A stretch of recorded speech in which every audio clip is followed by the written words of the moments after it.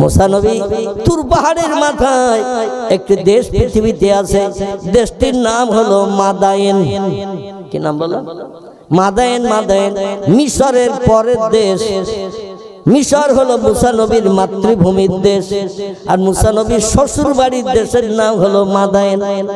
এই মাদায়েনের দেশে একজন পয়গম্বর বাস করতেন, তার নাম ছিল হযরত শুআয়ব আলাইহিস সালাম। কি নাম? শুআয়ব আলাইহিস সালাম। এনার বড় মেয়ের নাম ছিল হযরতে সবুরা।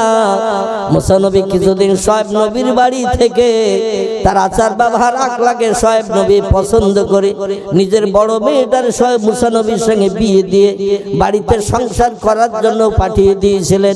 জোরে বলুন একটু সুবহানাল্লাহ।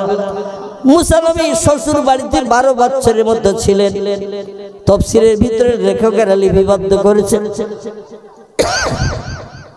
কোরআন তাফসীরে কিতাবের নাম তাফসীরে রুহুল বায়ান, তাফসীরে মাওজুহুল কোরআন, তাফসীরে বায়ানুল কোরআন, তাফসীরে বাইজাবি, তাফসীরে কাশাফ, তাফসীরে বিজালাল কোরআন, তাফসীরে মারিফুল কোরআন, তাফসীরে ইবনে কাসির, এতগুলো তাফসীরের কিতাবে লেখকেরা লিখেছেন পয়গম্বর মুহাম্মদ রাসূলুল্লাহর উদ্যতন পয়গম্বর ছিলেন, যার নাম ছিল হযরতে মূসা কালিমুল্লাহ আলাইহিস সালাম। ওনার পিতার নাম ছিল হযরতে ইমরান। কি নাম বললাম? ইমরান। কিন্তু ফেরাউনের দলের একটা লোকের অপকর্ম করা দেখে একটু রাগের বশে পড়ে বললেন, এই বুড়ো মানুষ নিজে তাই হাঁটতে পারেন, এর মাথায় কেন 50-60 কেজি ওজনের বস্তা ভরে দিয়েছে। আমরা যুবক মানুষ, আমাদের মাথায় ভারী বোঝা দিলে আমরা বইতে পারি, কিন্তু বুড়ো মানুষ 4 কালে 3 কাল গেছে, 1 কাল বাকি। এর নিজে তাই ভালো হাঁটতে পারে না, শরীর রক্তের তেজ কমে গেছে, শক্তি সামর্থ্য নাই, তার মাথায় কেন 40-50 কেজি ওজনের মালের বস্তা দিয়েছে। ফেরাউন বলল, মুসার দলের লোকেরা আমারে যখন খোদা বলে মানে না, আর কিব্বতীরা ফেরাউনে খোদা বলে মানত, দেখালে বলতো আনতা রব্বি লা শাক্কা ফিহি, আপনি আমাদের পূর্ব, আপনি আমাদের স্রষ্টা, এই কথায় কোনো সন্দেহ নাই। আর মুসা নবীর পক্ষের মানুষ যারা ছিল তারা ছিল বনি ইসরাইল। কি নাম বললাম? একটু কথা বলবেন। এদের নাম ছিল বনি ইসরাইল। আর ফেরাউনের দলের লোকদের বলা হতো কিব্বতী। কোরআনের তাফসীরের ভিতরে দুটি নামকরণ করা হয়েছে। কিব্বতীরা ফেরাউনে খোদা বলে মানত বলে ওদের উপরে কোনো অত্যাচার, নির্যাতন, উৎপীড়ন হতো না। আর মুসা নবীর দলের মানুষ আল্লাহর উপরে ঈমান এনেছিল, পয়গম্বর মুসারে নবী বলে স্বীকারোক্তি দিয়েছিল। 18,000-এর মতো মানুষ। কতটা বললাম? 18,000-এর মতো মানুষ যেদিন নীল দরিয়া পার হয়ে শ্বশুর বাড়ির দেশে যাচ্ছিল, সেই সময় 18,000 মানুষ ওনার সঙ্গে ছিল, এরা সব ঈমানদার। আর ফেরাউনের দলের মানুষ ওরা কেউ জানতো না যে মুসা পালিয়ে চলে যাচ্ছে দেশ ছেড়ে।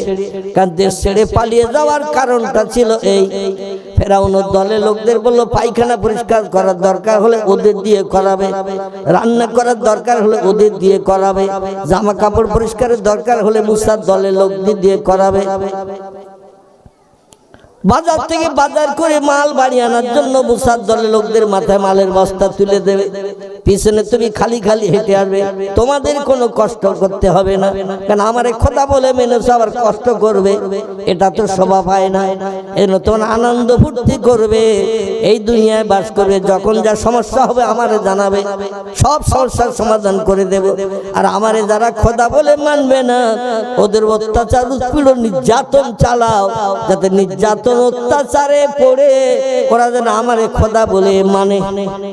আমি আপনাদেরকে একটু জিজ্ঞাসাবাদ করি, চরম অত্যাচার, নির্যাতন, উৎপীড়ন, প্রাণ নাশের হুমকিও যদি দেয়া হয়, ঈমানদার ব্যক্তিরা কি ঈমান ছেড়ে দেবে? আল্লাহ কোরআনে সূরা বাকারায় বলছেন, বিসমিল্লাহির রহমানির রহিম, মান আমানা বিল্লাহি ওয়াল ইয়াউমিল আখির ওয়া আমিলা সালিহান ফালাহুম আজরুহুম ইনদা রাব্বিহিম ফালা খাউফুন আলাইহিম ওয়ালা হুম ইয়াহজানুন। একটু জোরে বলুন আমিন। কোরআনের সূরা বাকারা প্রথম সূরা। এই সূরা আল্লাহ তত্ত্বকট করলেন, তিনটি আমল উম্মতি মুহাম্মাদি তোমরা যদি পাকাপাকি করে নিতে পারো, কটি? তিনটি আমল যদি পাকাপাকি করে নিতে পারো, ফালা আলাইকা, আর কোন জিনিসের প্রয়োজন তোমাদের হবে না। মা ফাতাকা মিনহু, ওই তিনটি আমল তোমাদের সব সমস্যার সমাধানের জন্য এনাফ যথেষ্ট হয়ে যাবে। চিল্লায়ে বলুন আমিন। আমল তিনটি কি কি বলবো না থাকবে? বলবো। তাহলে তো আপনারা চালাক শ্রোতা। বললেন না হুজুর আরেকদিন এসে বলবেন, ওটা এখন থাক। কেউ তো বললেন না, মানে একদিন সব শুনে নেবেন। আল্লাহু আকবার। একদিন শুনে মগজ সাফ করা ভালো, আর এই উদ্দেশ্যটাও ভালো। কারণ কিছু রেখে দিলে কাল তো নাও বাঁচতে পারি নাকি? কাল বেঁচে থাকবো, সার্টিফিকেট আছে কারে? আজরাইল কখন এসে চাবি মারা দেবে কেউ খবর পাই না কি? আমরা পাই না। আর যদি খবর পাই তাহলে আমরা অন্তত বিভিন্ন জায়গায় পালনের চিন্তা চেষ্টা ভাবনা করব না না। আল্লাহ কোরআনে জানিয়েছেন, ওয়ালাউ কুনতুম ফি বুরুজিম মুশাইয়্যিদা, আজরাইলের হাত থেকে নিষ্কৃতির জন্য যদি পাহাড়ের গুহার ভিতরে ঢোকো, লোহার আয়রন সিস্টেমের ভিতরে ঢুকে যদি দরজায় 11টা তালা লাগিয়েও রাখো, তোমার দেহ থেকে প্রাণ বার করতে আজরাইলের 1 সেকেন্ড দেরি হবে না। জোরে বলুন একটু সুবহানাল্লাহ। ফালা ইস্তাখিরুনা সাআতাও ওয়ালা ইস্তাকদিমুন। আল্লাহ কোরআনেও সে তথ্যটা কোট করে দিয়েছেন। তুমি পাহাড়ের গুহার ভিতরে ঢুকে গেছো, পাথর দিয়ে সিমেন্ট মাটি দিয়ে মুখ আটকে দিয়েছো, কিংবা কোনো এই দেখছেন না ট্রাক্টরের পিছনের চাকা বড় না সামনের চাকা বড়? যে ট্রাক্টরের জমি চষে পিছনের চাকা বড়। আচ্ছা, পিছনের চাকার ভিতরে টিউব ও যদি বাইরে বার করা হয়, হাওয়া দিলে একটা মানুষ ওর ভিতরে ঢুকে যেতে পারবে না? পারবে না, ঢুকবে তো নাকি? কারণ পিছনের চাকা বড়, টিউবও বড়। এই টিউবে যদি হাওয়া দেন তো অন্তত ফুলে এরকম মোটা হবে না? হবে না? আর ওর ভিতরে একটা মানুষ যদি ঢুকিয়ে দেন এক জায়গায় ফেরিয়ে, ঢুকিয়ে দিয়ে আবার সলিউশন আঠা দিয়ে জোড়া দিয়ে দেন, ভলপিন টাইট করে রেখেছেন, হাওয়া বেরোবেও না ঢুকবেও না। ঠিক বলছি না ভুল বলছি? যদি আমার তত্ত্বের ভিতরে মিস্টেক হয় সঙ্গে সঙ্গে ধরিয়ে দেবেন। কারণ রাসূল বলেছেন, কুল্লু বনি আদমা খাত্তাউন, প্রত্যেকটা আদম বংশধর ভুলে ভরা গুনাহগার। গোনা নাই এমন কোন মানুষ পৃথিবীতে কেউ নাই, আর ভুল হয় না এমন কোন ব্যক্তি নাই। এই জন্য কথা বললে ভুল হবে, কাজ করলে ভুল হবে। আমার তত্ত্ব দিতে যদি আপনাদের মগজে মিস্টেক হয় সঙ্গে সঙ্গে ধরে দেবেন। আমি ইবলিস শয়তানের মতো মানে কাটবা দিয়ে ঠেলবো না, সঙ্গে সঙ্গে আমি সেটা সংশোধন করে নেব। সংশোধন করাটা ভালো না খারাপ? ইবলিস একটা ভুল করেছিল সারা জীবনে। কটা? একটা ভুল করেছিল। এই পৃথিবীর জমিনে আল্লাহকে খুশি করার জন্য 70,000 বছর ইবাদত করেছে। আমি নানি দাদির কথা বলছি না, তাফসীরের কিতাব থেকে বলছি। কোরআনের তাফসীরের কিতাব, তাফসীরে রুহুল বায়ান, তাফসীরে মাওজিহুল কোরআন, তাফসীরে বায়ানুল কোরআন, তাফসীরে বাইজাবি, তাফসীরে কাশাফ, তাফসীরে বিজালালুল কোরআন, তাফসীরে মারিফুল কোরআন, তাফসীরে ইবনে কাসির, বিখ্যাত বিখ্যাত কোরআনের তাফসীরের ভিতর থেকে তথ্য দিচ্ছি। খুব মগজ পরিষ্কার করে শুনবেন। পৃথিবীতে এমন কোন জায়গা ছিল না যেখানে এই জিনেদের বাচ্চা আজাজিল সেজদা করেনি। বর্ণনাকারীরা তাফসীরের কিতাবে লিখতে লিখতে বলছেন, তাম পৃথিবীতে এমন কোন জায়গা ছিল না যেখানে আল্লাহর উদ্দেশ্যে সেজদা। কোন দিকে আওয়াজ হচ্ছে? কোন দিকে?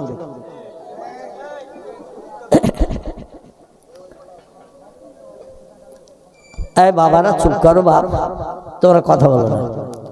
তো এমন কোন জায়গা ছিল না যেখানে জিনেদের বাচ্চা আজাজিল সেজদা করেন। আল্লাহর হায়াত একটু বেশি করে দিয়েছিলেন, তবে আমাদের হায়াত ওর থেকে আজাজিলের থেকে বেশি তো নাকি? আমাদের হায়াত ইহা তাকে ইজা তুলিয়ে শামসে মাগরিবে হা ও গুরবে শামসে মাশরিকে হা, যতদিন পর্যন্ত না পশ্চিম দিকে গাছের মাথা দিয়ে ডগমগ করে সূর্যোদয়, সূর্য যতদিন ডুবতে না যাবে ততদিন ইবলিস বেঁচে থাকবে। আমরা পটল তুলবো না, আমরা মরবো না, আমাদের মরণ খুব তাড়াতাড়ি হবে। কিন্তু আল্লাহর কাছ থেকে 4টি জিনিস চেয়ে নিয়েছিল, তার আমলের প্রতিদান। তো এই তামাম পৃথিবীতে 70,000 বছর, ক বছর আমরা বাঁচি কত হাজার বছর? আমাদের গড় হায়াত করা হয়েছে, হাদিস শরীফে রাসূল পাক সাল্লাল্লাহু আলাইহি ওয়াসাল্লাম জানিয়েছেন, আমি আল্লাহর সঙ্গে যেদিন দিদার করতে গেলাম, আল্লাহ নূরে তাজুলের চেহারা দেখতে গেলাম, সেই মাসটা আবার এই যে মাস চলছে আরবি, এই মাস, জোরে বলুন একটু সুবহানাল্লাহ। এই মাসটির আরবি নাম হলো রজব মাস। কি মাস? আল্লাহর পয়গম্বর বলছে রজবে দানা বোনো আর সাবানে তোমরা তেল সার পাউডার সেচন দাও, আর রমজানে ফসল কেটে নিয়ে ঘরে মাছের উপরে সাজিয়ে রাখো, ভবিষ্যৎ জীবন খাবে তাই। জোরে বলুন সুবহানাল্লাহ। এই জন্য রজব মাসে আমার ভাইরা ইবাদতের বীজ আল্লাহ নবী বুনতে বলেছেন, বেশি বেশি করে নফল নামাজ, নফল ইবাদত বন্দেগী রজব মাসে একটু বেশি বেশি করতে বলেছেন।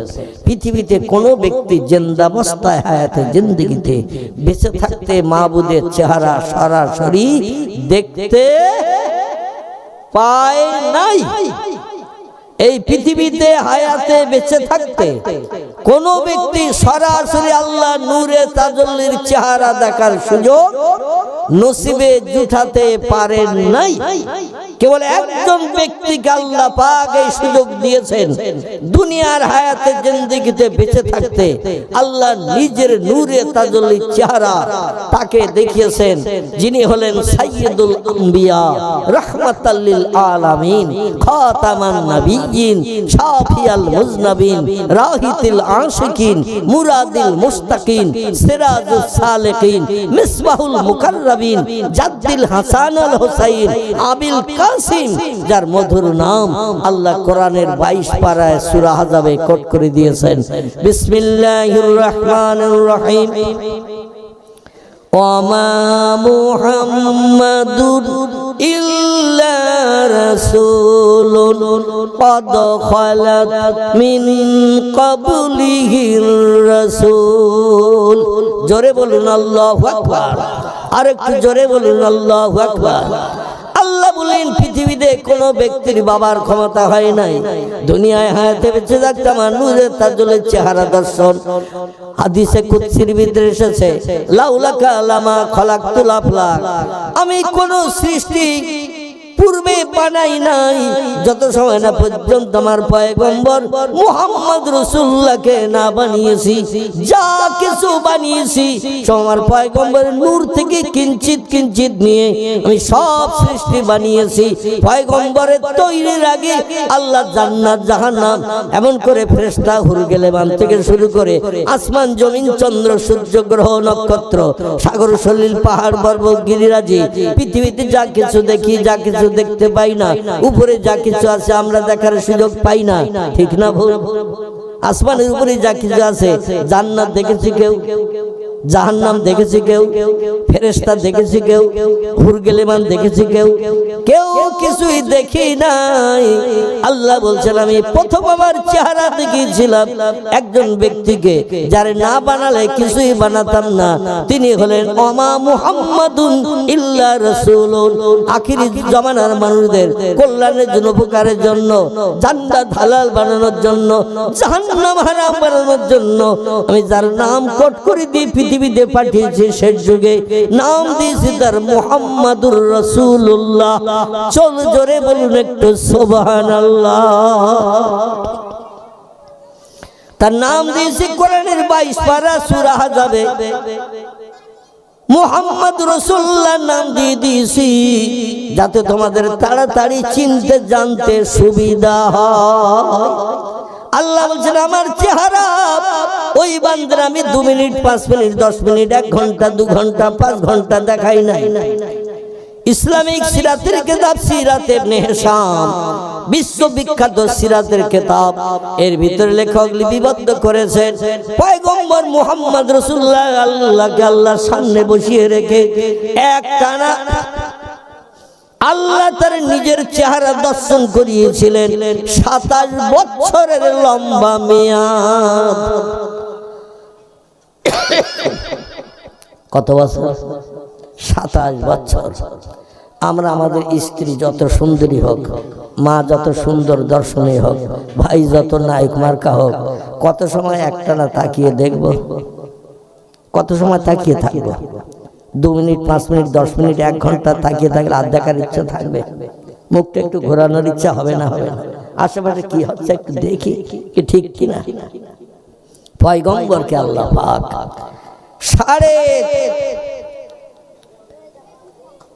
কোন বর্ণনাকারীদের মতে 25 বছর, আবার কোন বর্ণনাকারীদের মতে 27 বছর আল্লাহ নবীদের সামনে বসিয়ে রেখে নিজের চেহারা দর্শন করিয়েছিলেন।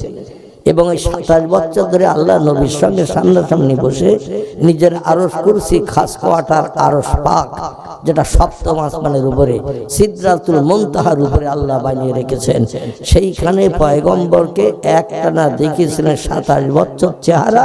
আবার গল্প করেছিলেন পয়গম্বরকে বসিয়ে রেখে। জোরে বলুন সুবহানাল্লাহ। পয়গম্বরকে গল্প গুজব করি আল্লাহ পাক তোহফা দিয়েছিলেন 2টি। কটি? পয়গম্বরকে 2টি তোহফা দিয়েছিলেন উম্মতে মুহাম্মাদীদের মুখে হাসি ফোটানোর জন্য।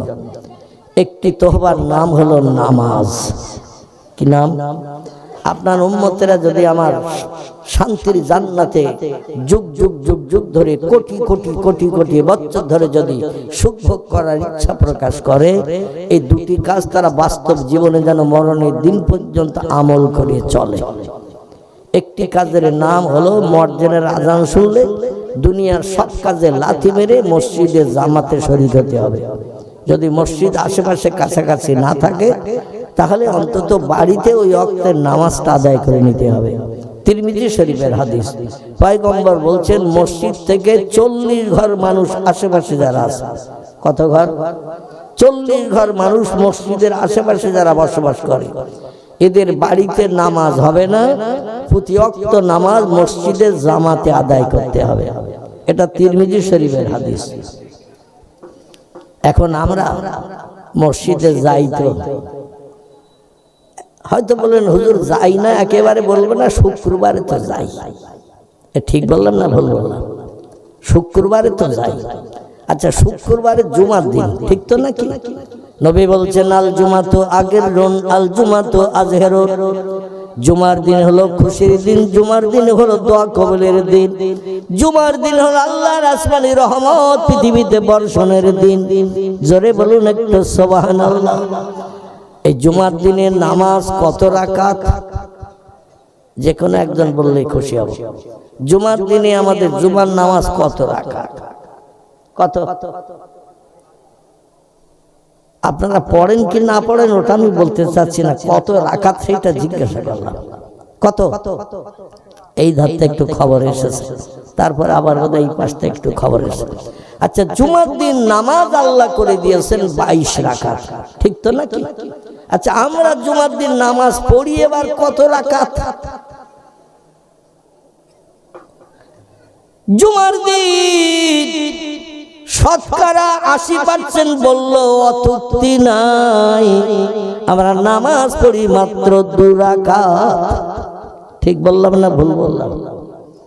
কোন রকম ইমামের পিছন দেখতে করলাম জুমার ফরজ 2 রাকাত নামাজ, ইমাম ডাইনে বামে সালাম ফিরিয়ে দিল, দোয়া মোনাজাত শরীক হওয়ার সুযোগ পাই না, জুতো খোঁজার হিড়িক চলে না, চলে না? কি জুতো খোঁজার হিড়িক চলে না, চলে না? পয়গম্বর তিরমিজি শরীফের হাদিসে জানিয়েছেন জুমার দিন ইমাম মেহরাবে যে বসা থেকে নিয়ে যত সময় মেহরাব থেকে ইমাম না উঠে যাবে, আল্লাহর রহমতের সমস্ত দরজা ইমাম সাহেবের উপলক্ষ করে বান্দাদের জন্য খোলা থাকে। আর একটু জোরে বলুন।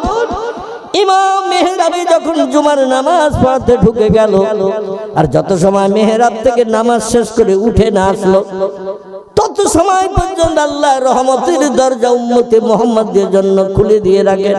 আর আল্লাহ বলেন, বান্দারা কার কি চাওয়ার আছে আমার কাছে চা চা চা। উদুনি, জীবনের দুঃখ দুর্দশার কথা আমার কাছে তুলে ধর, কারণ আমি এই জুমার দিনে আদম পয়গম্বরকে জান্নাতের ভিতরে বানিয়েছিলাম, জুমার দিন পৃথিবী সৃষ্টি করেছিলাম, জুমার দিন আদমকে জান্নাত থেকে পৃথিবীতে নিক্ষেপ করেছিলাম। এই জুমার দিন 350 বছর কাঁদানোর পরে আদমের সঙ্গে তার বিবি হাওয়ারে সাক্ষাৎ করিয়েছিলাম। এই জুমার দিন আদমের প্রাণ নাশ করে দিয়েছিলাম। এই জুমার দিন আমি আল্লাহ প্রথম আসমানি বৃষ্টি পৃথিবীতে নিক্ষেপ করেছিলাম। জোরে বলুন একটু সুবহানাল্লাহ। এই জুমার দিন আবার আমি পৃথিবী ধ্বংস করে তোদের সব দুনিয়ার মাটির তলায় গারদগিরি করে দেব। এই জুমার দিন আবার দুনিয়া ধ্বংস হবে। পৃথিবীর বিজ্ঞানীরা বলছে আমরা জ্ঞানের চরম শিখরে পৌঁছে গেছি, আমাদের উপরে জ্ঞান আর কারো নাই। কারণ প্রযুক্তির যুগে আমরা রিসার্চ করে গবেষণা করে হাজারো যন্ত্র মেশিন বানিয়েছি। তাই বিজ্ঞানীরা মুসা নবী টেলিফোন মেশিন পছন্দ করেনি বলে তুর পাহাড়ের কিনারায় এখন একটা খেজুর গাছ দাঁড়িয়ে আছে, যদিও তার বয়স হয়েছে 4500 বছর। কত বললাম? 4500 বছর। এই গাছটা এখনো দাঁড়িয়ে আছে। গাছ অনেকদিন বাঁচে না, বাঁচে না, গাছ অনেক দিন বাঁচে, আল্লাহ তারে বাঁচিয়ে রেখেছে। এই গাছের তলায় মুসা নবী দাঁড়িয়ে আল্লাহর সঙ্গে টেলিফোনে কথা বলতেন। খেজুর গাছের মাথায় পাতা আছে না, পাতা নারকেল গাছের পাতার মতো, ওই পাতা হলো টাওয়ার। দেখবেন বিজ্ঞানীর ওই খেজুর গাছ দর্শন করে লোহার খাঁচা করে টাওয়ার বানিয়েছে। আরে টাওয়ার বানিয়ে দেখবেন লম্বা লম্বা অ্যান্টেনা লাগিয়েছে, গোল গোল অ্যান্টেনা লাগিয়েছে, দূরের থেকে কথাগুলো ক্যাচ করে নিয়ে আপনার মোবাইলের ভিতরে কানেকশন করে দিয়ে দিচ্ছে। এই মুসা নবীর জীবনে যদি আল্লাহ কোরআনে কোড না করতেন, বিজ্ঞানীরা কিন্তু এই মোবাইল মেশিন বানিয়ে এক জায়গা থেকে আরেক জায়গায় কথা পৌঁছাতে পারত না, রেডিওর খবর আপনার ঘরে রান্নাঘরে পৌঁছে দিতে পারত না। সব বিজ্ঞানের উন্নতি, কোরআনের ফসল। জোরে বলুন একটু সুবহান। ইয়াসিন আল কোরআনিল হাকীম। কোরআনের 22 পারা। এই 22 পারার শেষে আল্লাহ একটা সূরা কোট করেছেন। সূরাটির নাম হলো সূরাতুল ইয়াসিন। কি নাম বললাম? সূরা ইয়াসিন। পৃথিবীর বিজ্ঞানীরা বর্তমান প্রযুক্তির যুগে যেখানে এখনো পর্যন্ত ফেল, আল্লাহর পাক কালাম কোরআন মজিদ সেখানে সাকসেসফুল। জোরে বলুন একটু সুবহানাল্লাহ। কোন ব্যক্তির মরণের সময় যখন হয়, তিরমিজি আবু দাউদ শরীফের হাদিস, আল্লাহর নবী বলেছেন যা যা সাকারাতুল মাউতে হাক্কুন, মৃত্যুর যন্ত্রণা হলো সত্য। আল্লাহ মৃত্যুর যন্ত্রণা থেকে যদি কাউকে নিষ্কৃতি দিতেন, আমি মুহাম্মদুর রাসূলুল্লাহ মরণের আযাব কষ্ট থেকে নিষ্কৃতি পেতাম। কারণ আমার মতো ভালো মানুষ, সৎ মানুষ, সৎ আদর্শওয়ালা মানুষ পৃথিবীতে আর কেউ জন্মগ্রহণ করে নাই। ওয়া ইন্নাকা লাআলা খুলুকিন আযীম। আল্লাহ যত সৃষ্টি বানিয়ে পৃথিবীতে পাঠিয়েছেন, সমস্ত সৃষ্টির ভিতরে আমাকে সেরা সৃষ্টি করে বানিয়েছেন। আমি আমার জীবন ইতিহাসে কোনোদিন কারো গালে চপেটাঘাত করি নাই, কাউকে কটু কথায় গালিগালাজ করি নাই, কারো অর্থ আত্মসাৎ করি নাই, কোনো গরিবের হক ফাঁকি দিয়ে খাই নাই, কোনো বিধবার দরজার কড়া রাতের বেলা নাড়া দিই নাই, টাকার বিনিময়ে কোনো ব্যক্তির প্রাণ নাশ করে তার বিবি বাচ্চারে বিধবা এতিম বানাই নাই। আমি মুহাম্মদ রাসূল, আমার চরিত্র হলো সাদা কাপড় মার্কা। জোরে বলুন একটু সুবহানাল্লাহ। সেই পয়গম্বর বলছি, আল্লাহ আমাকেও মরণের সময় কষ্ট দিয়েছেন, মৃত্যুর যন্ত্রণা দিয়েছেন। এই জন্য নবী বলছেন যা যা সাকারাতুল মাউতে হাক্কুন, মৃত্যুর যন্ত্রণা হলো সত্য, মৃত্যুর কষ্ট হলো সত্য। প্রত্যেকটি ব্যক্তির নসিবে মৃত্যুর যন্ত্রণা জুটবে, কেউ নিষ্কৃতি পাবে না। যদি কেউ পেত, আমি মুহাম্মদ রাসূলুল্লাহ মৃত্যুর যন্ত্রণা থেকে নিষ্কৃতি পেতাম। চিল্লায়ে বলুন আমিন। তবে পয়গম্বর বলছেন যদি কোনো ব্যক্তি মরণের কষ্ট থেকে নিষ্কৃতি পেতে চাই, মরণের সময় যখন আসে দেখবেন শ্বাস নিঃশ্বাস জোরে জোরে বয়, গলার ভিতরে ঘর ঘর ঘর ঘর একটা আওয়াজ হয় না, চোখগুলো দাঁড়িয়ে যায় না, মানুষ মৃত্যুর যন্ত্রণা একেবারে শেষ অবস্থার সংকেতটা চেহারা দেখলেই বুঝতে পারে না। আল্লাহ নবী বলছেন ওই সময় কোন ব্যক্তি মারা যাচ্ছেন, নিঃশ্বাস ওই রকম জোরে জোরে শ্বাস নিঃশ্বাস টানছে, গলার ভিতরে ঘর ঘর আওয়াজ হচ্ছে, কখন বন্ধ হয়ে যায়। আপনজন দাঁড়িয়ে দাঁড়িয়ে চোখের পানি ফেলছে, আব্বার এত কষ্ট, আল্লাহ কষ্ট বন্ধ করো, আব্বার মরণের কষ্ট সহ্য করতে পারছি না। ছেলেরা মেয়েরা কাঁদে না, মাথার পাশে দাঁড়িয়ে কাঁদে না, দাঁড়িয়ে কাঁদে। আল্লাহ নবী বলছেন কান্নার প্রয়োজন নাই, তোমরা ওই বাবার মাথার পাশে মায়ের মাথার পাশে যখন মরণের কষ্ট চলছে, আল্লাহর পাক কালাম কোরআন ফি লাউহিম মাহফুজ, আল্লাহ যেটা লৌহে মাহফুজে অতীতকালে সংরক্ষণ করে রেখেছিলেন উম্মতি মুহাম্মাদীদের কল্যাণের জন্য। নবীর আগমনের পরে 40 বছর বয়স হওয়ার পরে আল্লাহ নবুয়ত দান করে প্রথম কোরআন হেরা পাহাড়ে আল্লাহ পৌঁছে দিয়ে দিয়েছিলেন। ওই কোরআনের সূরা ইয়াসিন বেশি পড়তে হবে না, প্রথম থেকে ইয়াসিন ওয়াল কোরআনিল হাকিম ইন্নাকা লামিনাল মুরসালিন আলা সিরাতিল মুস্তাকিম তানজিলাল আজিজির রহিম লিতুনজিরা কওমান মা উনজিরা আবাউহুম ফাহুম গাফিলুন। আছে না নাই? এই প্রথম রুকুটা মুবিন পর্যন্ত পড়ে তোমরা মাথার পাশে পড়তে থাকো। আল্লাহর কোরআনের এত দাম, এত ইজ্জত, এত সম্মান আল্লাহ দিয়েছেন। মাথার পাশে মৃত পণ্য ব্যক্তি তার মাথার পাশে বসে বসে যদি কোরআনের সূরা ইয়াসিন কোন ব্যক্তি আপনজন তেলাওয়াত করে, সূরা ইয়াসিনের ইজ্জতের খাতিরে আল্লাহ মরণের কষ্ট লাঘব করে দিয়ে স্বস্তিতে শান্তিতে তারে চির বিদায় করে দিয়ে ঘুম পাড়িয়ে দিয়ে থাকে। পৃথিবীতে বর্তমান দেশের সংখ্যা 256টির মতো। কটা বললাম? বর্তমান পৃথিবীতে দেশের সংখ্যা হলো 256টির মতো। Japan, German, England, Holland, Poland, Italy, Brazil, Thailand, Singapore, Burma, Hindustan, Pakistan, Bangladesh, Afghanistan, Iraq, Iran, Kuwait, Jordan, Arab, পারস্য, তুরস্ক, Libya, Nigeria, Indonesia, Malaysia, Sri Lanka, Burma, Tajikistan, Kazakhstan, Balochistan, Azerbaijan, Armenia, Saudi Arab, আরাম শাহী, শাম, সিরিয়া, মরক্কো, ইয়ামান, বুলগেরিয়া, মিশর, জর্ডান। আছে না দেশ? এই টোটাল দেশের সংখ্যা পৃথিবীতে 256টির মতো।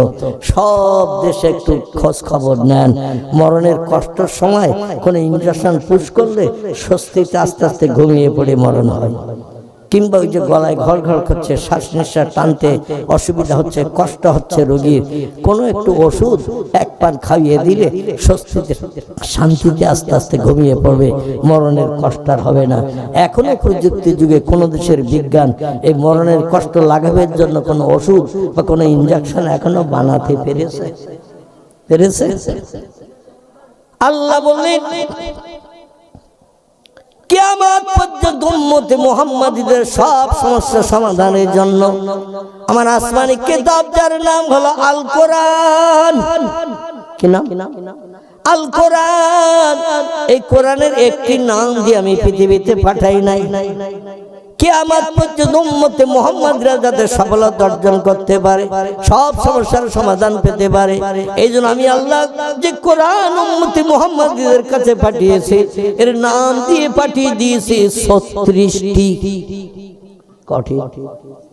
তফসিরের কিতাবে লেখা, তফসিরে রুহুল বায়ান, তফসিরে মাওজুল কোরআন, তফসিরে বায়ানুল কোরআন, তফসিরে বাইজাবি, তফসিরে কাশফ, তফসিরে ইবনে কাসির, তফসিরে বিজলাল কোরআন, তফসিরে মারিফুল কোরআন, তফসিরে এমন করে নামি দামি কিতাব যেগুলো আছে, তফসির ইবনে কাসির থেকে শুরু করে যত কিতাব আছে সব কিতাবে লেখকেরা লিপিবদ্ধ করেছেন।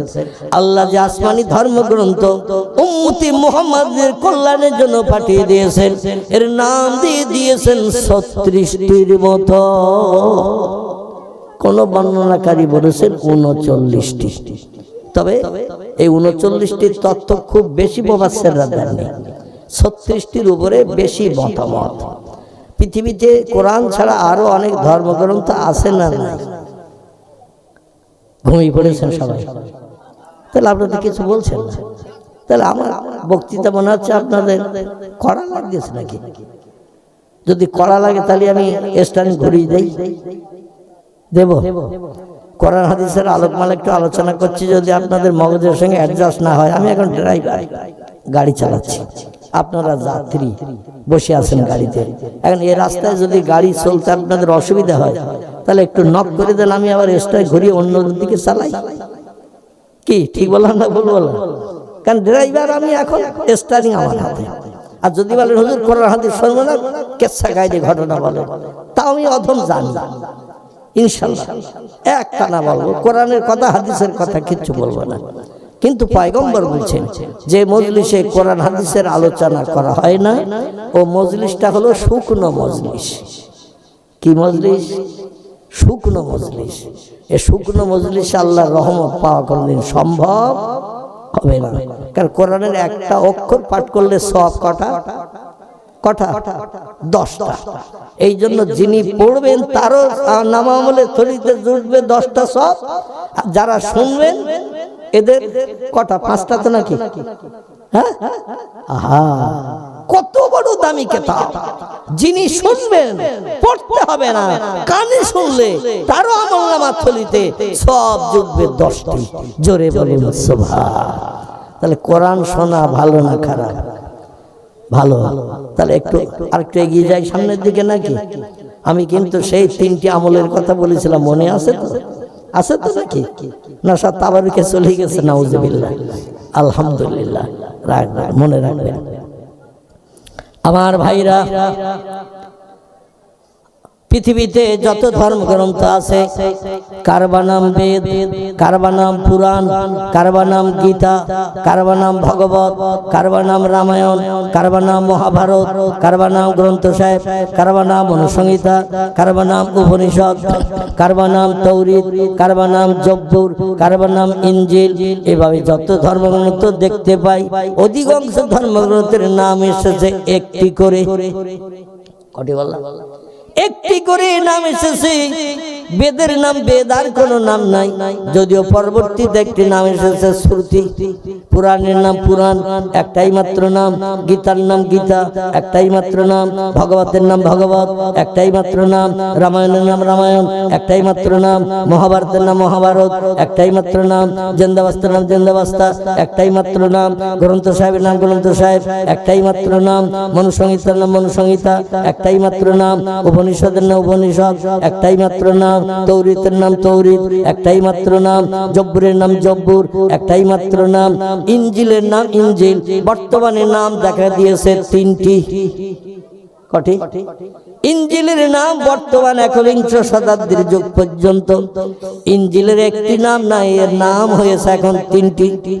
আল্লাহ পাঠিয়েছিলেন যে ইনজিল কিতাব ঈসা নবীর কাছে পয়গম্বর মুহাম্মদ রাসূল আগমনের 500-700 বছর আগে। কত বলা? 600-700 বছর আগে আল্লাহ একজন পয়গম্বর পাঠিয়েছিলেন মিশর সিরিয়ার দেশে। এনার নাম ছিল ঈসা রুহুল্লাহ, যিনি বিনা বাপে জন্মগ্রহণ করেছিলেন মা মরিয়মের পেটে। জানেন তো নাকি? বিনা স্বামীর ঔরসে সন্তান জন্ম দিয়েছিলেন মরিয়ম। এই ঈসা নবীর কাছে আল্লাহ আসমানে একটি কিতাব পাঠিয়েছিলেন। কিতাবটির নাম হলো ইনজিল। ভাষাটি ছিল সুরিয়ানি ভাষা। কি ভাষা? বর্তমানে সেই সুরিয়ানি ভাষার ইনজিল তাম পৃথিবী খুঁজলে পাবেন না, পৃথিবী থেকে বিলুপ্ত হয়ে গেছে। তো এই ইনজিলের অনুসারী যারা পৃথিবীতে, Japan, German, England, Holland, Poland, ইতালির মানুষ, এরা সব অধিকাংশ ইনজিলের অনুসারী। এদের ইংরেজিতে বলা হয় খ্রিস্টান, বাংলা ভাষা আমরা বলি খ্রিস্টান। এরা এখন এই ইনজিলের নতুন একটা সংস্করণ করেছে। ওদের মাতৃভাষা ইংরেজিতে। জাপান, জার্মান, ইংল্যান্ড, হল্যান্ড, পোল্যান্ডের মানুষ, ওদের মাতৃভাষা ইংরেজি। তা সুরানি ভাষা আল্লাহ পাঠিয়েছিলেন যে ভাষায়, এমন করে তৌরিত বা জব্বুর আল্লাহ পাঠিয়ে দিয়েছিলেন এই পৃথিবীতে। আমার আল্লাহ পাক রব্বুল আলামিন হিব্রু ভাষায়, হিব্রু সে ভাষাও পৃথিবী থেকে উড়ে চলে গেছে। তাম পৃথিবীতে কোথাও খুঁজলে পুরনো তৌরিত জব্বুর খুঁজে পাবেন না, দুনিয়ায় নাই। তো ইনজিলের অনুসারীরা পৃথিবীতে বর্তমানে যারা উচ্চ শিক্ষিত, হাজারে হাজার জন শিক্ষিত, 100-র ভিতরে 100 জন শিক্ষিত, ইংরেজদের ভিতরে একটা মূর্খ নাই। যত মূর্খ সব আমাদের মুসলমানদের ভিতরে।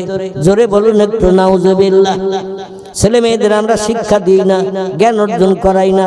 আল্লাহ নবী উতলুবুল ইলমা ওয়ালাউ কানা ফিস-সিন, শিক্ষা অর্জনের জন্য, জ্ঞান অর্জনের জন্য যদি সুদূর চীন দেশে যেতে হয় তাও যাও, শিক্ষা অর্জন করো, জ্ঞান অর্জন করো। কারণ শিক্ষাই হলো জাতির মেরুদণ্ড। কোনটা ন্যায়, কোনটা অন্যায়, কোনটা ভালো, কোনটা মন্দ, কোনটা সত্য, কোনটা মিথ্যা, কোনটা হক, কোনটা না হক, এটা যাচাই করা যাবে শিক্ষার মাধ্যম দিয়ে। কিন্তু আমরা শিক্ষার ধারে বাসে যাই না, যার কারণে পৃথিবীতে যত সম্প্রদায়ের মানুষ আছে তারা এখন মুসলমানদের চেপে ধরেছে, আগামীতে আরো ধরবে। যদি আমরা শিক্ষার প্রচার প্রসার না ঘটাই, এসডিও যদি আমাদের কেউ না থাকে, বিডিও যদি কেউ না থাকে, এমন করে হাকিম যদি কেউ না থাকে, জজ ব্যারিস্টার যদি কেউ না থাকে, ওদের জাতের জন্য ওরা চিন্তা ভাবনা নেবে, সাহায্য সহযোগিতা করবে। আর আমরা তো সেখানে কেউ নাই, আমাদের চরম বিপদে পড়তে হবে না, হবে না, হবে না, হবে না। কারণ আমরা তো সেখানে কেউ নাই, প্রতিবাদ করার মতো আমাদের কেউ নাই, আমরা তো সেখানে যাই না, দাঁড়াই না। এই জন্য একতরফা আইন চলছে। আর একতরফা আইন চলার কারণে সব থেকে বেশি বিপদে পড়ছে এখন আমার জাত, আমার কওম মুসলমান। কথাটা ঠিক বললাম না ভুল বললাম? আমার ভাইরা,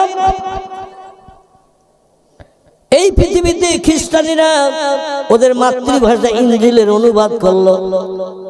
অনুবাদটির নাম দিল ওল্ড টেস্টামেন্ট। কি নাম বললাম? ওই সুরিয়ানি ভাষা থেকে ওদের মাতৃভাষা ইংরেজিতে একটি বই লিপিবদ্ধ করলো, যার ইংরেজি নাম দিয়েছিল বাইবেল। কি নাম? বাইবেল। এই বাইবেলটার নাম দিয়ে পরবর্তীতে দেখলো বাইবেলের কিছু কিছু আইন খুব কড়া কড়া। আগের যুগের মানুষ হায়াত বয়স পেত বেশি, খাবার দাবার খেত নামি দামি, প্রোটিনওয়ালা ভিটামিনওয়ালা খাবার খেত। এখন তো সব ভেজালে পরিপূর্ণ, খুব বেশি আমাদের গায়ে শক্তি ক্ষমতা নাই, বেশি দিন বাঁচার সুযোগ নাই। এই জন্য কড়া কড়া আইন বাইবেলের মেনে চলা সম্ভব হবে না।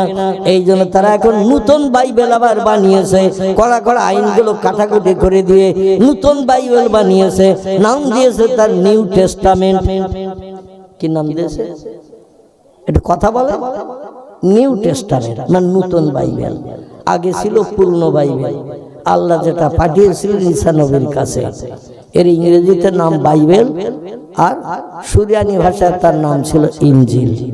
এখন যেখানে যেখানে কড়া কড়া আইন, সেগুলো কাটাকুটি করে এখন নর্মাল লোয়ার কোয়ালিটির বানিয়েছে, সবার পক্ষে মেনে চলতে সুবিধা হয়। আমাদের কোরআনের বয়স কম না বেশি? বেশি না কম? আমাদের কোরআনের বয়স হয়েছে দেখতে দেখতে 1450 বছর। কত বললাম? 1450 বছর। তাহলে কোরআনও পূর্ণ হয়েছে না এখনো নতুন আছে? একটু কথা বলেন না। কোরআন নতুন আছে না পূর্ণ হয়েছে? মূর্খ মানুষের কাছে কোরআন পূর্ণ হয়ে গেছে। 1450 বছর আগের গুদম পোষা মাল, নাউজুবিল্লাহ বলে। কিছু কিছু মুসলমান এমনও মন্তব্য করে চায়ের দোকানে বসে, অতীতকালে 1450 বছর আগে, 1500 বছর আগের কোরআন মডার্ন যুগে, বিজ্ঞানের যুগে, শিক্ষার যুগে চলবে না, ও গুদম পাচা হয়ে গেছে। একটু চিল্লায় বলুন নাউজুবিল্লাহ। আল্লাহ বলেন বিশ্ববাসী বয়সক্রমে সব ধর্মগ্রন্থ পূর্ণ হবে, এটা ঠিকই। যে কোনো জিনিস নতুনের একটা মর্যাদা মহব্বত থাকে। 2000 বছর 20 বছর হয়ে গেলে সেই জিনিসের আর নতুনের মতো কদর মহব্বত থাকে। আমার কোরআনের বয়স হয়েছে 1450 বছর। বাইবেলের মতো যেন ধারণা করিও না, বেদের মতো ধারণা করিও না, পুরাণের মতো ধারণা করিও না, গীতার মতো পূর্ণ হয়ে গেছে ধারণা করো না, জেন্দামস্তার মতো ধারণা করো না। আমি কোরআনে যে 36টি নাম দিয়ে তোমাদের ঘরে পৌঁছে দিয়ে দিয়েছি, কিয়ামত পর্যন্ত যত সমস্যার সম্মুখীন হবে, যত বিপদে মুসিবতে পড়বে, এক একটা সমস্যার সমাধানের জন্য আমার কোরআন এক একটা নাম নিয়ে তোমাদের ঘরে চলে গেছে। এক একটা নামের মাধ্যম দিয়ে এক একটা সমস্যার সমাধান করে উম্মতে মুহাম্মাদি তোমাদের মুখে হাসি ফুটাবে। একটু চিল্লায়ে বলুন সুবহানাল্লাহ। নারায়ে তাকবীর, নারায়ে তাকবীর। আল্লাহ বলছেন আমি কোরআনের একটি নাম দিয়েছি মজিদ। কি নাম? কোরআন মজিদ একটা নাম আছে না নাই? আছে না নাই? কোরআন মজিদ। কোরআন শরীফের উপর পৃষ্ঠা দেখবেন একটা গোল চক্র আঁকা থাকে, দেখেছেন? উপরের কভারটা মাথায় দেখবেন, উপরের কভারের মাঝখানে একটা গোল চক্র আঁকা থাকে, এর ভিতরে নাম লেখা থাকে তিনটি মতান্তরে চারটি। কটি বললাম?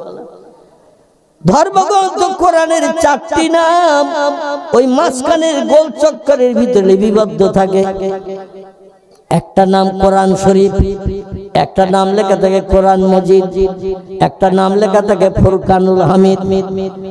জোরে বলুন একটু সুবহানাল্লাহ। একটা নাম লেখা থাকে কোরআন শরীফ।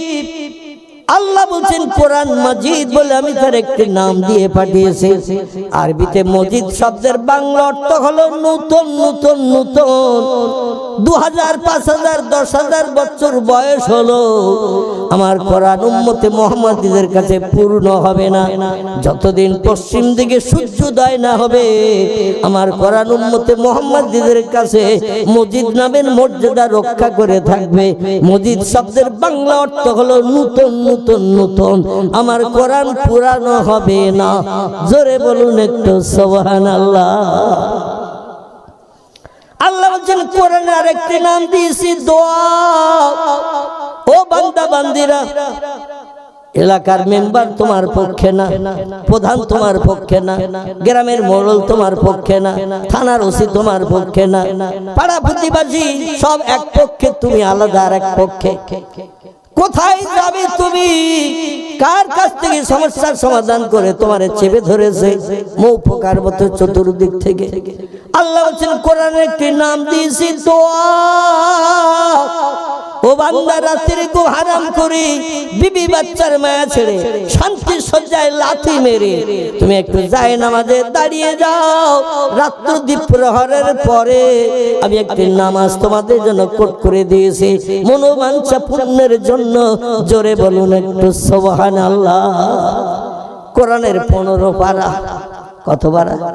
15 পারা। সূরাটির নাম হলো সূরাতুল বনি ইসরাঈল। কি নাম বললাম?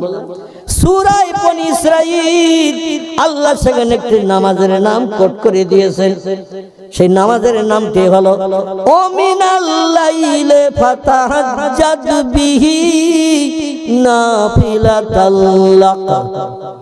জোরে বলুন আল্লাহু আকবার। আরেকটু জোরে বলুন আল্লাহু আকবার।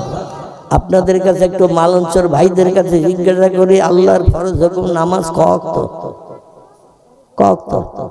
5 ওয়াক্ত। আচ্ছা, 5 ওয়াক্ত নামাজ ছাড়া আর নামাজ আছে? আছে। আল্লাহ বলছেন আমার দুনিয়ায় বাস করতে গেলে আমার নেয়ামত তুমি খেয়ে পৃথিবীতে উদারপূর্ণ করে খেয়ে বেঁচে থাকতে গেলে আমাদের অনুদান বিবি বাচ্চা নিয়ে সংসার জীবন যৌবনে খোদার নিবৃত্তি করে সুখে সমৃদ্ধির সাথে জীবন গঠন করে থাকতে গেলে ও বান্দা, মুয়াজ্জিনের এই 5 ওয়াক্ত আযান ধ্বনির মান্যতা দিতে হবে। এই 5 ওয়াক্ত নামাজ অবশ্যক কর্তব্য প্রত্যেকটি বালেগ বালেগা নারী পুরুষের জন্য আমি ফরজ করে দিয়েছি। জোরে বলুন একটু সুবহানাল্লাহ। যত পুরুষ যত নারী আছে সকলের জন্য 5 ওয়াক্ত নামাজ আমি ফরজ করেছি। কখন থেকে? মেয়েদের যেখান থেকে প্রতি মাসের একটা রোগ হয়, ইংরেজিতে যারে মেন্স বলে, আরবিতে যারে হায়েজ বলে, বাংলায় যারে ঋতুবতী বলে, মাসে মাসে মেয়েদের একটা রোগ হয় 2-4 দিনের জন্য। এই রোগ যখন থেকে মেয়েদের শুরু হবে প্রথম, ওইখান থেকে মেয়েটা হলো বালেগা, সাবালিকা।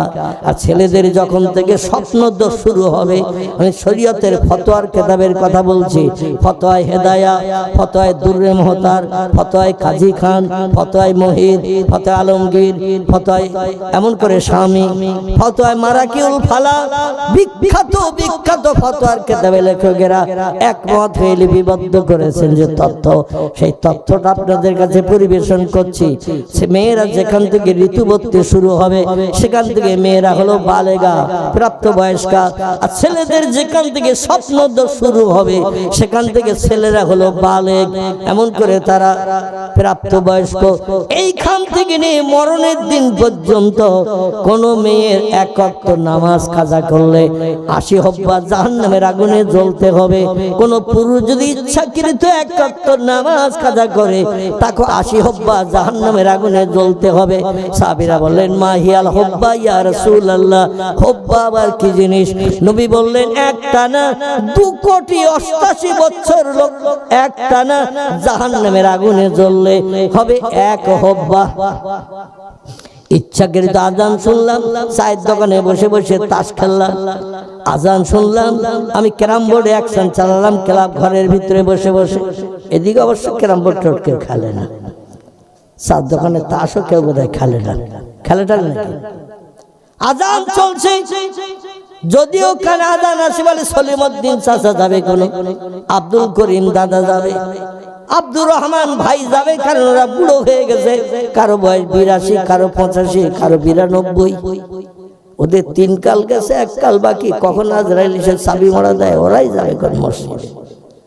আল্লাহ বলছেন ফানফুজু, আমার দুনিয়ায় বাস করবে, আমার নেয়ামত খাবে, আমার অনুদান বিবি বাচ্চা নিয়ে সংসার জীবনে সুখ ভোগ করবে, আমার জমিনে ঘর বেঁধে তুমি বসবাস করবে, আর আমার হুকুমের তামিল করবে না, মর্যাদা আদানে কান দেবে না।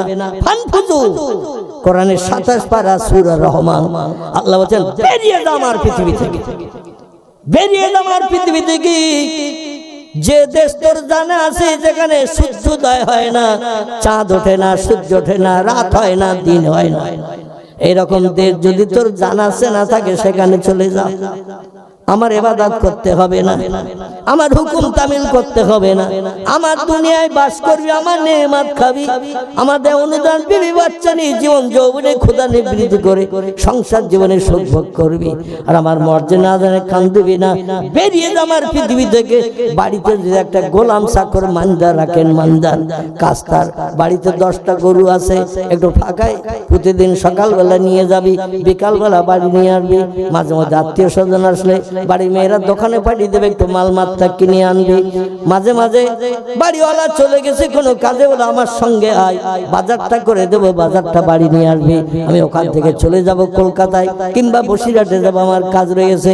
বাড়ির চাকর মানদার যদি বলে প্রতিদিন 3 সাজ খাবো, বছরে 3 বার কাপড় চোপড় নেব, মাস গেলে 6,000 টাকা মাইনে নেব, কিন্তু আপনার কথা শুনতে পারবো না, এখন গুলি খেলায় ব্যস্ত আছি। কি খেলা? গুলি খেলা, কাছের গুলি। আমি এখন গুলি খেলছি, যেতে পারবো না মালঞ্চে, যেতে পারবো না বিকাল বেলা গরু আনতে, আপনার হুকুম তামিল করে আমি এখন এই কাজটা করতে পারবো না, এখন খেলায় মত্ত হয়েছে। বাড়িওয়ালা ওরে রাখবে না, গলা ধাক্কা দিয়ে বার করে দেবে। একটু কথা বলে বেরিয়ে যা শয়তান। প্রতি মাসে 6,000 মাইনে দেই, প্রতি বছর 3 বার করে নতুন জামা কাপড় দেই, প্রতিদিন 3 শাস্ত্রে খেতে দেই, আর একটা কথা শুনিস না, কথা বললেই বলি গুলি খেলছি, এখন অমুক খেলায় বাত্তাছে, গাদি খেলছে, ফুটবল খেলছে, ক্রিকেট খেলছে। মালিক যেমন তারে রাখবে না। আল্লাহ বলছেন বেরিয়ে যা আমার পৃথিবী থেকে, আমার দুনিয়ায় তোর থাকার অধিকার নাই। আল্লাহ কত বড় রহমান, কত বড় রহিম, কত বড় গফফার, কত বড় করিম। আল্লাহ রাগের বসে পড়ে বললেন আমার নেয়ামত খাচ্ছিস, আমার জমিনে বাস করছিস, আর আমার হুকুম মানবি না। রাগের বসে বলেছি বেরিয়ে যা, ফানফুজু বেরিয়ে যা, কিন্তু লা তানফুজু না। ও বান্দা তুই যাবি কোথায়? কোথায় যাবি তুই? যেখানে যাবি সেও আমার বানানো পৃথিবী, ঠিক না? যেখানেই যাবি সে আমার বানানো পৃথিবী, আমার পৃথিবী ছাড়া কোথাও যাওয়ার জায়গা তুই খুঁজে পাবি না। ইল্লা বিসুলতান, সব পৃথিবীর দেশ, জীব জন্তু, কীট পতঙ্গ, সাগর সলিল, পাহাড় পর্বত, আমি আল্লাহ আমার হুকুম মেনে চলে। আমার হুকুমের খেলাফ কেউ করে না। কেবল যারে সৃষ্টির সেরা বানিয়েছি, লাকাদ খালাকনাল ইনসানা ফি আহসানি তাকবীম। জোরে বলুন একটু আল্লাহু আকবার। আল্লাহ কোরআনে সূরা 3 এর ভিতরে তথ্য কট করে দিয়ে বলছেন, যত সৃষ্টি চোখে দেখতে পাও, যত সৃষ্টি চোখে দেখতে পাও না, সমস্ত সৃষ্টির ভিতরে আমি একটা সৃষ্টিকে সেরা করে মর্যাদাবান করে বানিয়েছি। তার নাম আমি কোরআনে সূরা 3 এর ভিতরে কট করে দিয়েছি, লাকাদ খালাকনাল ইনসানা ফি আহসানি তাকবীম। সেই সৃষ্টির নাম হলো ইনসান। আরবিতে যার নাম হলো ইনসান, ইংরেজিতে তার নাম হলো ম্যান, বাংলায় তার নাম হলো মানুষ। মানুষ মানুষ আল্লাহ বলছে যত সৃষ্টি পৃথিবীতে বাস করে, সব সৃষ্টির ভিতরে আমি সেরা করে বানিয়েছি মানুষকে। জোরে বলুন একটু সুবহানাল্লাহ। তাহলে আল্লাহ দুনিয়ায় বাস করতে গেলে আল্লাহর হুকুম, মালিকের কথা গোলাম চাকরের মানতে হবে না? হবে না? আমরা আল্লাহর গোলাম চাকর মানদার কিনা একটু কথা বলেন। আল্লাহর গোলাম চাকর মানদার। আল্লাহ বলছেন, ওমা খলাকতুল জিন্না ওয়াল ইনসা ইল্লা লিয়াবুদুন। ও মানুষ আর জিন, তোমাদের দুটো জাতিকে পৃথিবীতে পাঠিয়েছি কেবল আমার ইবাদতের জন্য। মুয়াজ্জিন যখন আযান দেবে সব কাজে লাথি মেরে দেবে, বিবি বাচ্চার মায়া ছেড়ে দেবে, বিছানার সজ্জা থেকে উঠে পড়বে, আমার জন্য একটু জমিনে কপাল ঠেকিয়ে সিজদা করবে। তিরমিজি শরীফের হাদিস। ছোট্ট একটা তথ্য দিই, তাহলে আপনাদের বুঝতে আরো সুবিধা হবে। তথ্যটি হলো এই, ইমাম আবু ঈসা তিরমিজি রাহমাতুল্লাহ আলাইহি ওনার লিখিত হাদিসের কিতাব নাম হলো তার শামাইলে তিরমিজি। এই তিরমিজি শরীফের ভিতরে পয়গম্বর বলছেন, বান্দারা যখন তাকবীর তাহরিমা বেঁধে নামাজে যখন দাঁড়িয়ে যায়, নিয়ত করে দাঁড়িয়ে যায়, ইমামের পিছনে দাঁড়িয়ে থাকলো, ইমাম সূরা কেরাত পড়ছে, মুক্তাদিরা পিছনে দাঁড়িয়ে শুনছে। আল্লাহ কোরআনে বলছেন, অর কাউমার রাকিন, ইমাম যদি রুকুতে যায় তোমরাও রুকুতে যাও, ওয়াসজুদু মাস সাজিদিন, ইমাম যদি সিজদায় যায় ইমামের দেখা দেখি তোমরাও সিজদায় যাও। ইমাম যদি ডাইনে বামে সালাম ফিরায়, আসসালামু আলাইকুম ওয়া রাহমাতুল্লাহ, আসসালামু আলাইকুম ওয়া রাহমাতুল্লাহ, ইমামের দেখা দেখি তোমরাও সালাম ফিরাও। ইমামের নামাজ কবুল হয়ে গেলে টোটাল মুক্তাদিদের নামাজ আমি আল্লাহ কবুল করে নেব। জোরে বলুন সুবহান। কারণ ইক্তেদাই তুবি হাজার ইমাম, ইমামের অনুকরণ করেছে যারা পিছনে দাঁড়িয়ে। ইমামের নামাজ কবুল হয়ে গেলে আমি মুক্তাদিদের নামাজও কবুল করে নেব। এখন ইমাম যখন সিজদায় যায় কিছু পড়ে না, চুপ করে থাকে। ইমাম যখন রুকুতে যায় কিছু পড়ে না, চুপ করে থাকে, মাঝে হাট করে পড়ে। আমার ভাইরা, তিরমিজি শরীফের হাদিস, পয়গম্বর বলছেন, ইমামের দেখা দেখি আমার কোন উম্মত যদি সিজদায় চলে যায়, সিজদায় চলে যে কপালে ধুলা লাগালো, নাকে খড় দিল, নাকটা জমিনে লাগাতে হয় না? হয় না? আমাদের আল্লামা রুহুল আমিন রাহমাতুল্লাহ আলাইহি তিনি তার লিখিত কিতাবের ভিতরে লিপিবদ্ধ করে দিয়েছেন, জরুরি মাসাইলের ভিতরে, নামাজ শিক্ষার ভিতরে আলগা করে দেখবেন। আগে লাগায়, এই বাচ্চা এরা তো শুনবে না, লোকে শুনতেও দেবে না। সরি বস, আরো সরাই দাও। ওরা 13 হাত দূরে সরে যায়, এক জায়গায় রেখো না। মানে ইবলিস শয়তান ও নিজে তো শুনবে না, আর যারা শুনবে তাদের শুনতে দেবে না বলে ও বাচ্চাদের ভিতরে আসর করে। মিনাল জিন্নাতে ওয়ান নাস, কোরআনের সূরা নাসের ভিতরে আছে না, মিনাল জিন্নাতে ওয়ান নাস। আল্লাহ বলছেন জিনেদের ভিতরেও শয়তান থাকে, মানুষের ভিতরেও শয়তান থাকে। শয়তান এই বাচ্চাদের ফেভার করে নিয়ে ওদের দিয়ে গল্প গুজব চালাচ্ছে, মানুষ যাতে ভালো শুনতে না পায়, বুঝতে যাতে অসুবিধা হয়। কারণ বুঝলে তো জান্নাতে যাবে, শয়তান জাহান্নামে একা ফুটতে চায় না। এজন্য আমাদের সবাইকে নিয়ে যেতে চায়। আল্লাহ শয়তানের হাত থেকে আমাদের হেফাজত করুন, সকলে বলুন আমিন। পয়গম্বর বলছেন, বান্দারা যখন সেজদায় যায়, আল্লামা রুহুল আমিন রাহমাতুল্লাহ আলাইহির কথা বলছিলাম, তিনি জরুরি মাসালার ভিতরে লিখেছেন, নামাজ শিক্ষার ভিতরে তত্ত্ব দিয়েছেন, সেজদায় গেলে আগে লাগাতে হবে কপাল। কি লাগাতে হবে? আগে লাগাতে হবে কপাল, পরে লাগাতে হবে নাক। ওটার সময় আগে নাক তুলতে হবে, পরে কপাল তুলতে হবে। আমরা কিন্তু অনেকে এসব তথ্যগুলো অবগত নই। ঠিক বললাম না ভুল বললাম? ওঠার সময় কিন্তু আগে নাক উঠাতে হবে, পরে কপাল, কপাল তুলতে হবে শেষে। আর প্রথমে সেজদায় গেলে আগে লাগাতে হবে কপাল, পরে লাগাতে হবে নাক। এই সেজদায় যে আল্লাহর বান্দারা যখন তাসবিহ পাঠ করে, সুবহানা রাব্বিয়াল আলা, সুবহানা রাব্বিয়াল আলা। আপনারা মালান চেয়ে অন্য পড়ে,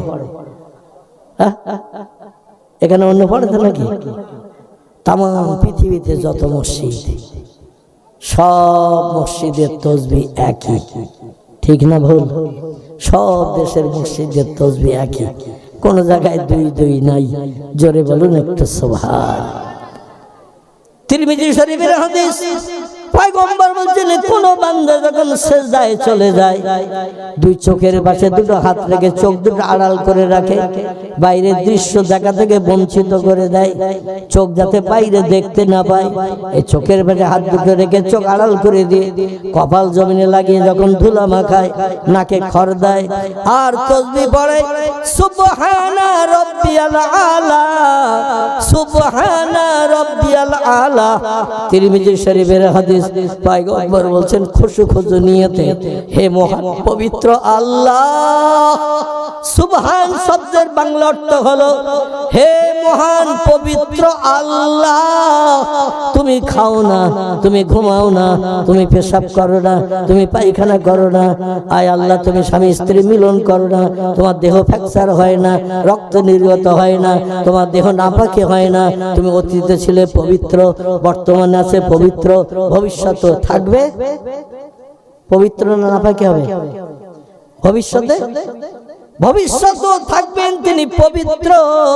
এই তাসবিহটা কোন বান্দা যখন দুটি বার মাত্র পাঠ করে, হে মহান প্রভু আল্লাহ, তুমি সব শক্তির ঊর্ধ্বে এবং তুমি হলে মহান পবিত্র, তোমার মতো পবিত্র আর কেউ নাই। জোরে বলুন একটু সুবহানাল্লাহ।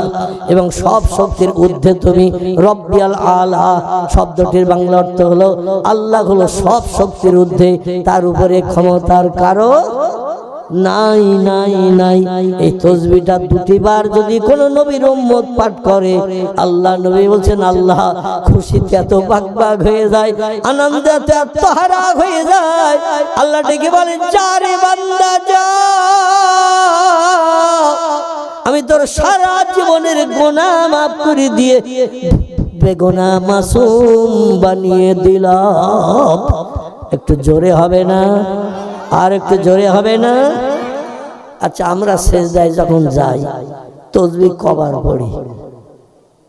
কবার?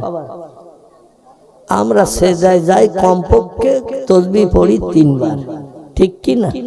কিন্তু মসজিদে যখন জামাতে নামাজ হয়, ইমাম সাহেব কতবার পড়ে তাসবিহ বলে মনে হয়? হ্যাঁ, ইমাম সাহেব কমপক্ষে অন্তত 7 বার 8 বার 9 বার পড়ে। এই জন্য পড়ে সব মুসল্লিদের যাতে 3 বার ভালোভাবে পড়ার সুযোগ হয়। আমরা যেমন সোনার ক মিনিট লাগে? 1 মিনিট লেগেছে, হাফ মিনিটের ভেতরে হয়েছে না হয়নি? কিন্তু ইমাম সাহেব সেজদায় যদি যায়, তাসবিহটা একটু পবিত্রতা অবলম্বন করে খুশু খুজুর নিয়তে অক্ষরগুলোর মাখরেজ আদায় করে সুবহানা রাব্বিয়াল আলা এইভাবে যদি 5 বার 7 বার পড়ে, এমন কিছু মুসল্লি আছে ওদের তার ভিতরে অন্তত 7 বার পড়া হয়ে যায়। ঠিক বললাম না ভুল বললাম? ও তখন বলে, একটু মাথা উঁচু করে দেখে হুজুর উঠেস কিনা। মাথা উঁচু করে দেখে ইমাম সাহেব পাছা উঁচু করে মাথা সেজদায় রেখে দিয়েছে। বলছে, আমার 7 বার হয়ে গেল, হুজুরের 3 বার এখনো হয়নি। তো এখন আল্লাহর কোরআনের নির্দেশ, ইমামের দেখা দেখে রুকুতে যাও, ইমামের দেখা দেখে সেজদায় যাও, ইমামের দেখা দেখে ডাইনে বামে সালাম ফিরাও। এখন ও আগে থাকতে ঠেলে উঠেছে হুজুর উঠেছ কিনা দেখার জন্য। এখন যদি দেখে হুজুর এখনো সেজদায়, ও আবার সেজদায় যায় না। বাচ্চা ছেলেদের দেখবে ওর আবার সেজদায় যায়, আবার সেজদায় গিয়ে 4বার 5বার পড়িয়ে নিয়ে আবার মাথা তুলে দেয়, হুজুর এখনো ওঠেনি। ওর তখন মনে মনে ধারণা হচ্ছে হুজুর বোধহয় সেজদায় দিয়ে মরিয়ে গেছে। একবার 5বার, একবার 7বার, 7-8বার, কত 12-13 বার পড়লাম 2বার করিয়ে, তাও হুজুর এখনো মাথা তোলে না। হুজুর বোধহয় সেজদায় দিয়ে মরিয়ে গেছে। কে হুজুরের ডাকবে, এই অপেক্ষায় বাচ্চারা থাকে না, অনেকে অপেক্ষায় থাকে। একটু খুশু নিয়তে আল্লাহর উপরে একাগ্রতার নিয়ত করে নামাজে থাকতে হবে। নামাজে আমি আসি সেজদায় করাকাত হয়েছে, মাঝে মাঝে আমাদের মনে হয় না। ঠিক বললাম না ভুল বললাম? হুজুর 3 রাকাত পড়লো না 2 রাকাত পড়ে বসলো না 4 রাকাত হয়ে গেল। মানে নামাজ পড়তেছে মন আছে জুতোয়, নামাজ পড়ছি মন আছে দোকানে শাটারে, তাড়াতাড়ি এসে তালা দিয়েছি তো। নামাজ পড়ছি মন আছে বাড়ি খোকার মার কাছে ইলিশ মাছ কিনে দিয়েছি, গরম গরম ঝোল দিয়ে বাংলাদেশের পদ্মার ইলিশ খাবো। খাসির গোশের দাম একটু কম ছিল মালঞ্চ বাজারে, খাসির গোশ টেস্টফুল, অন্তত বাড়ি যেয়ে গরম গরম খাবো, জানা নতুন করে গরম করতে না হয়। দেহ আছে এক জায়গায়, মন আছে আরেক জায়গায়। এই নামাজ কি আল্লাহর দরবারে কবুল হবে বলে মনে হয়? হবে? এ নামাজ কোনদিন কবুল হবে না। নামাজ তাদেরই কবুল হয় দেহ আছে যেখানে, মন থাকবে সেখানে। শতকরা 99% মানুষ আমাদের এখন দেহ এক জায়গায়, মন এক জায়গায়। ঠিক বললাম না ভুল বললাম? এই জন্য পৃথিবীতে 2টি দলের মানুষ আমি শেষের দিকে নিয়ে আসছি, কারণ দেখতে দেখতে সময় 10টা 5 হয়ে গেছে। হুজুর এসেছো নাকি? ছেলেরা, কমিটির ছেলেরা কই? এখনো আসেনি? একটু টেলিফোন করো বাবা, একটু ফোন করো একটু। না ভাই আমি অসুস্থ মানুষ, তো আমি আপনাদের দাবি শুনি 6 ঘন্টা পর্যন্ত ওয়াজ করেছি আপনাদের বক্তারা পলিয়ান পাড়ায়। 4টে বক্তা দাও, 3 জন আসেনি। 12 হাড়ি বিরিয়ানি করেছে এই বক্সার আর পলিয়ান পাড়া, যেই খোঁজ নেবেন। একাই জলসা করেছি 6 ঘন্টা, মানে বিরিয়ানি শেষ না হওয়া পর্যন্ত আমার সারি না। তো এসার নামাজ শুরু করেছি রাত 1:45 শেষ করেছি একাই। এখন আর আমি সেই ওয়াজ করতে পারছি না, কারণ আমার এখন একটা কিডনি জোড়া। আপনাদের সকলের পেটে 2টো কিডনি, আমার এখন একটা। এখন আমি আবার এই 4 বছর অসুস্থ হয়ে ঘরে থাকি। আপনারা চান একটু দয়া বা দরদ দেখাবেন। আমি প্রত্যেকটি কর্তৃপক্ষের দাবি মেনেছি। পীর সাহেবদের দাওয়াত থাকে, আমি আগের বক্তা থাকি। পীর সাহেবের আসেনি বলে হুজুর একটু চালা। এইবার আস্তে আস্তে 1 ঘন্টা 1.5 ঘন্টা পরে পীর সাহেব এসেছে। আমি জলসা কোথাও ভাঙিনি। যত সময় না এসেছে তত সময় আমি প্রোগ্রাম চালিয়েছি। আমি অধম আমার জীবনে এটা আমি করেছি যে জলসাটা ভেঙে যাবে, এত টাকা পয়সা খরচ করে পান্ডে হুজুর এখন আসেনি। হুজুর আসবে, একটা টাইম দিয়েছে, রাস্তায় যানজট হতেই পারে নাকি, সুবিধা অসুবিধা হতেই পারে। আমি লম্বা টাইম দিয়ে ওয়াজ করেছি, কিন্তু এখন আমার কাছে ওই দাবিটা রাখবেন না। কম বেশি আমার অপারেশন পর্যন্ত খরচ হয়েছে 80 লক্ষ টাকা। কত বললাম? 80 লক্ষ টাকা অপারেশন পর্যন্ত খরচ হয়েছে। তারপরও 21টা করে ট্যাবলেট দৈনন্দিন খেতে হয়েছে, 4 বার করে পেটে ইনসুলিন ঢোকাতে হয়েছে। এখনো 3 বার করে ঢোকাতে হয় নাভিতে ইনসুলিন, এখনো 3 বার করে ঢোকাতে হয়। শুনলে তাজ্জব হয়ে যাবে। এরপরও আমি হাঁকাচাল্লা করে ওয়াজ করি অতীত কাল থেকে নিয়ে। আমি যখন বক্তৃতা করি মনে করেন ওনার পেটে কিডনি 3টি, এ মনে করেন না করেন না, কিন্তু আমার পেটে এখন একটা কিডনি জোড়া। আম গাছে যেমন কলম বাঁধে, ওই রকম কলম বাঁধা মতো জোড়া। এই জন্য খুব পেশার সৃষ্টি করবেন না। উনি আমাকে বলেছিলেন যে আমি 10টার ভিতরে পৌঁছে যাব, আপনি সেইভাবে 8টার পরের দিকে বসবেন। সেভাবে আমি বসেছি। আমার কর্তৃপক্ষ ভাইদের কাছে আমি অনুরোধ করছি, ওনার কাছে একটু ফোন করে কত দূর এসেছে বা কাছাকাছি এসেছে কিনা। আসলে আমি ছাড়বো ইনশাআল্লাহ। তবে খুব বেশি প্রেসার আমার দেবেন না, যাতে আমি আবার কঠিন রোগে পতিত হই। চির সুখী জন ভ্রমে কি কখন, চির সুখী জন ভ্রমে কি কখন, ব্যথিত বেদনা বুঝিতে পারে, কি যাতনা বিষে বুঝিবে সে কিসে, কবু আসি বিষে দংশ নিজারে। সাপে যার কেটেছে সেই জানে সাপের বিষের যন্ত্রণা কি, সাপে যারে সবল দেয়নি দংশন করেনি, ও সাপের বিষের জ্বালা জীবন কি অনুভব করতে পারবে নাকি? কোনদিন বুঝবে না সাপের বিষের জ্বালা কি। এজন্য আমি অধম এই কঠিন রোগ আক্রান্ত, আল্লাহ একটু সুস্থ করেছেন, আপনাদের কাছে দোয়া চাই। আল্লাহ পাক যে অবস্থায় রেখেছেন এখনো পূর্ণ সুস্থতা পেতে পারি নাই, এখনো চলতে গেলে আমার গা টলে।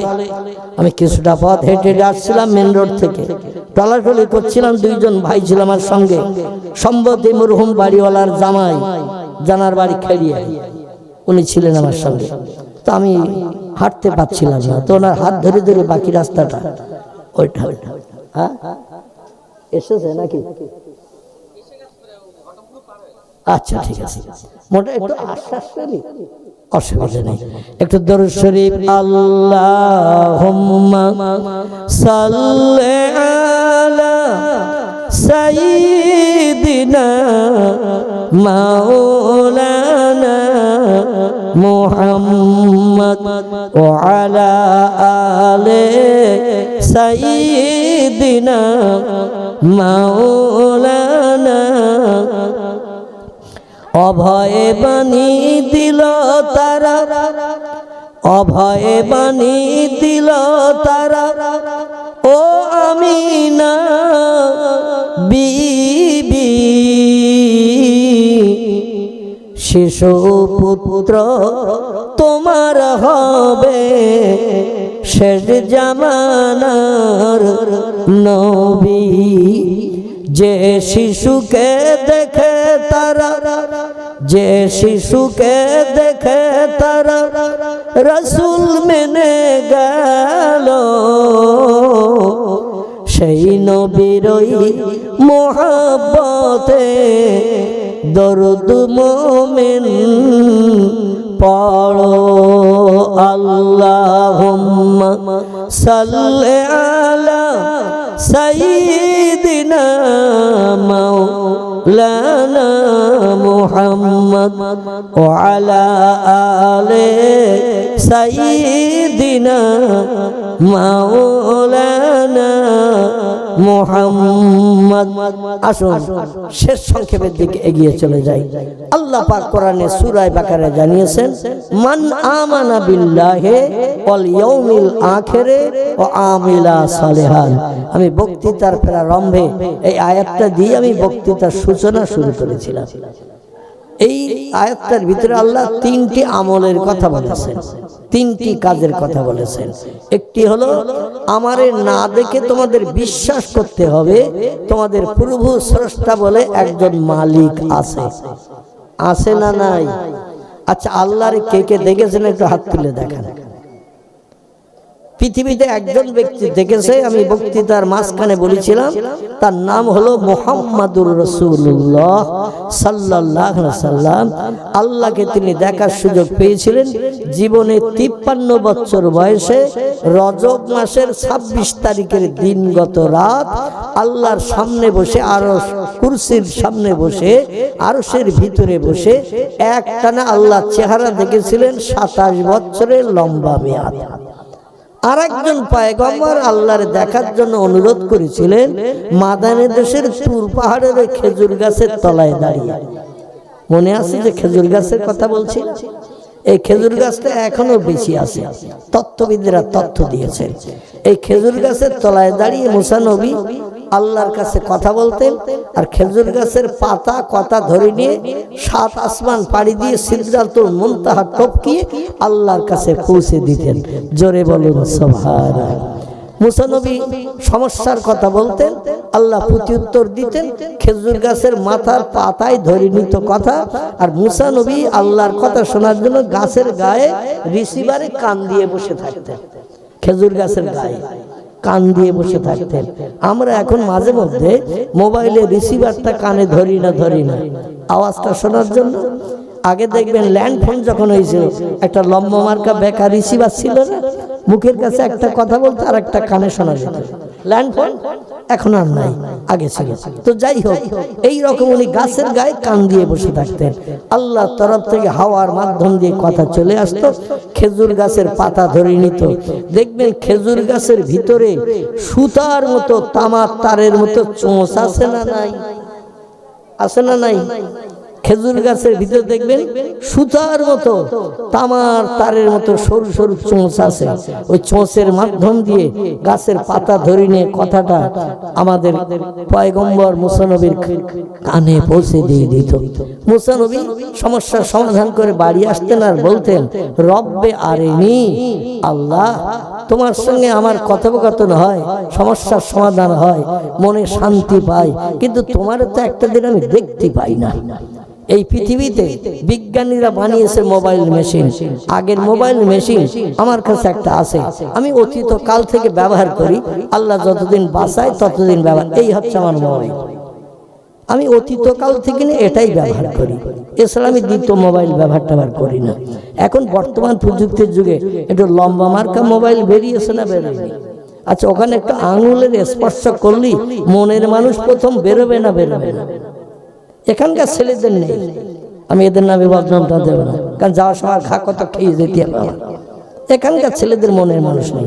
আমাদের বসিরহাট মানে নদীর ওপারে মালঞ্চ নদীর ওপারে, আর ওরা শীতের রাতে কেউ এখানে আসেনি, আমার ঘা খাওয়ার দরকারও নেই। ঠিক বললাম না ভুল বললাম? আল্লাহু আকবার। এখন অধিকাংশ মানুষের কাছে, আগে আলেম ওলামারা বাড়িতে রেডিও রাখলে বলতো ওর বাড়ি খাওয়া যাবে না, বলতে না বাবা। তারপরে টেলিভিশন যখন আসলো শোকেসের মাথায়, আমি যার বাংলা নাম দিয়েছিলাম বৌমা। কি নাম? আমার পুরনো ক্যাসেট শুনবেন, তাতে এই নাম দেয়ারই বৌমা। এই জন্য বৌমা নাম দিয়েছিলাম। ওরে ভালো নতুন কাপড় দিয়ে ঢেকে রাখে, আর নিজের স্ত্রীর গায়ে হাতে মাথায় পেটে সব ফাঁকা, আর ওরে ঢেকে রেখেছে সুন্দর কাপড় দিয়ে। টেলিভিশন যন্ত্র মাঝে মধ্যে ছায়াছবির অনুষ্ঠানের সময় ঘড়িতে তাকিয়ে যখন দেখে, বৌমার ঘুমটা তখন আলগা হয়ে যেত। এখন অধিকাংশ বাড়ির টেলিভিশন সব পুকুরে টুকুরে কি সারগাদায় গেছে জানি না, কারণ এই ছোট্ট একটু লম্বা মার্কা মেশিন বানানোর কারণে সিনেমা হলও মালিকেরা সব মদখোর মাতালের মতো পাগল হয়ে জম ধরিয়ে হাতুড়ি দিয়ে সিনেমা হল সব ভেঙে চুরমার করে দিচ্ছে। ঠিক বললাম না ভুল বললাম? যদি বলেন হোয়াট ইজ দ্য ডকুমেন্ট, তাহলে একটু বলবে এই বসিরহাটে যেতে হবে, খুব বেশি দূর যেতে হবে না, আপনাদের ঘটকপুকুর যেতে হবে, খুব দূরের নাকি, এখান থেকে বোধহয় 12-13 কিলোমিটার দূর নাকি ঘটকপুকুর যাবেন। ওখানে দুটো সিনেমা হল ছিল, ওই ভাঙাড়ির দিকে যে একটু কষা খাল পার হয়ে, একটার নাম ছিল নূরমহল, একটার নাম ছিল পাখিজা। ঠিক বললাম না ভুল বললাম? দুইটা বন্ধ। আমাদের বসিরহাটে একটু যান, একটার নাম ছিল ফাল্গুনী, একটার নাম ছিল দেবযানী, একটার নাম ছিল মিলনী। মালিকদের মাথায় কি ঘুম পোকা ধরলো, জম ধরিয়ে হাতুড়ি দিয়ে শুধু বেরিয়ে, শুধু ভাব, টোটাল সিনেমা হল ভেঙে চুরমার করে। দেবযানীও ভেঙেছে, ফাল্গুনীও ভেঙেছে। খোলা পথায় বাদুড়ে রোডে যেতে একটা সিনেমা হল ছিল, নাম তার বলাকা, সেও ভেঙেছে। দেগঙ্গা বাজারের আগে ব্যাকের পাশে বাজারে ঢুকতে ডান পাশে একটা সিনেমা হল ছিল, নাম ছিল তার তারা, সেও ভেঙে কমপ্লিট। মানো সিনেমা হল এখন পকেটের ভিতরে বিজ্ঞান ঢুকিয়ে দিয়েছে। ঠিক বললাম না ভুল বললাম? এক সিনেমা হলে গেলে 2-4 ঘন্টা এক ফিল্ম দেখতে হয়, আর পকেটের ভিতরে সিনেমা হলে 1000 ফিল্ম সব রেডি করা আছে না? আরে আল্লাহর নবী তিরমিজি শরীফের হাদিসে জানাচ্ছেন, যে ঘরের দেওয়ালে জীবজন্তুর ফটো, ক্যালেন্ডারে, পিকচারে টানিয়ে রাখা হয়, ওই ঘরটি ইসলাম শরীয়তে নাজায়েজ হারাম সাব্যস্ত হয়। ও ঘরে নামাজ, কালাম, তাসবিহ, তাহলিল, জিকির, আজকার, কোরআন তেলাওয়াত, আল্লাহর দরবারে কোনোদিন কবুল হবে না, হবে না, হবে না। জোরে বলুন একটু নাউজুবিল্লাহ। ক্যালেন্ডারে পিকচারে যদি কোনো মানুষের ফটো, জীবজন্তুর ফটো, মাছের ফটো, চলমান জীবজন্তুর ফটো যদি ক্যালেন্ডারে টাঙিয়ে রাখা হয়, একটা বাচ্চা রোগী আর একটা বাচ্চা ডাক্তার দুই কানে স্ট্যাথোস্কোপের বেকা নল ঢুকিয়ে দিয়ে টাকার মতো মেশিন নিয়ে একটা বাচ্চা আর একটা বাচ্চার ট্রিটমেন্ট করতে, রোগী দেখতে। এরকম ক্যালেন্ডার আছে না নাই? আছে না নাই? আমাদের মেয়েরা ঘরে যখন শোকেস নিয়ে আসে, শোকেসের ভিতরে দেখবেন সাজিয়ে রাখে মাঝখানের কাছে একটা বাঘ, বাঘের সামনে হরিণ, আর এক জায়গায় রেখেছে বিড়াল, তার সামনে রেখেছে ইঁদুর, আর এক জায়গায় দেওয়ালের গায়ে প্রজাপতি, বড় থেকে ছোট কিংবা ছোট থেকে বড়, লাইনে লাইনে সাজানো আছে 13টা। অনেক বাড়িতে আসে না নাই? এই জীবজন্তুর ফটো যদি কোনো ঘরে শোকেসে রাখা হয়, বাঘ হরিণ ধরতে যাচ্ছে, বিড়াল ইঁদুর খেতে যাচ্ছে, বক কলসির ভিতরে মুখ ঢুকিয়ে এখন পানি খাচ্ছে কি শরবত খাচ্ছে আল্লাহই জানে। বগের সামনে কলসি বসিয়ে রেখেছে, আর বক লম্বা মুখ ঢুকিয়েছে কলসির ভিতরে, কি খাচ্ছে আল্লাহই জানে। এখানকার মেয়েরা ভালো সব রাখে টাকে না, এখানকার মেয়েদের নামে বদনাম দেব না, কিন্তু আমাদের বসিরহাট এলাকার কথা বলছি। একটা সুন্দরবনের জঙ্গলের বাঘের মেকার বানিয়ে রাখা হয়েছে, সেখানে রাখা হয়েছে ইঁদুর, রাখা হয়েছে বিড়াল, রাখা হয়েছে খরগোশ, রাখা হয়েছে বিভিন্ন জীবজন্তু ঘরের সৌন্দর্য শ্রীবৃদ্ধির জন্য।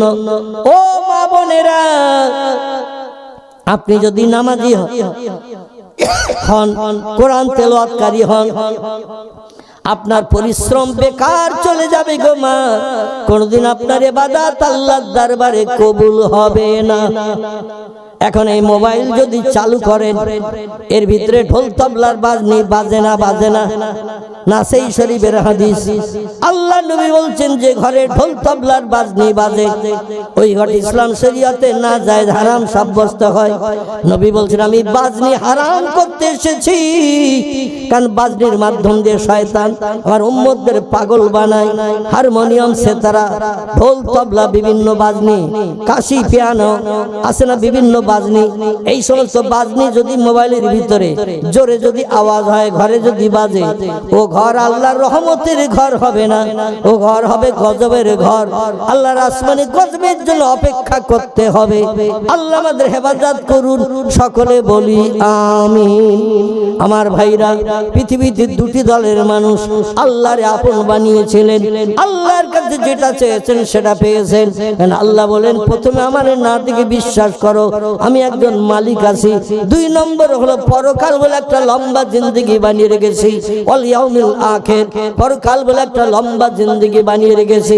এই লম্বা জিন্দেগিটা দুটি ভাগে বিভক্ত, একটার নাম হলো জান্নাত, একটার নাম হলো জাহান্নাম। সৎকর্ম করে যারা আসবে জান্নাতে অহুম ফিহা খালিদুন, যুগ যুগ যুগ যুগ ধরে ধরে জান্নাতের ভিতরে সুখ ভোগ করবে। আর ইবলিস শয়তানের আদর্শের অনুকরণ যারা করবে, এদের ঠিকানা হবে জাহান্নাম। আগুনে তাদের দগ্ধ করা হবে, আগুনে পুড়িয়ে পুড়িয়ে তাদের গায়ের গোশতগুলো ঝরিয়ে ঝরিয়ে ফেলা হবে।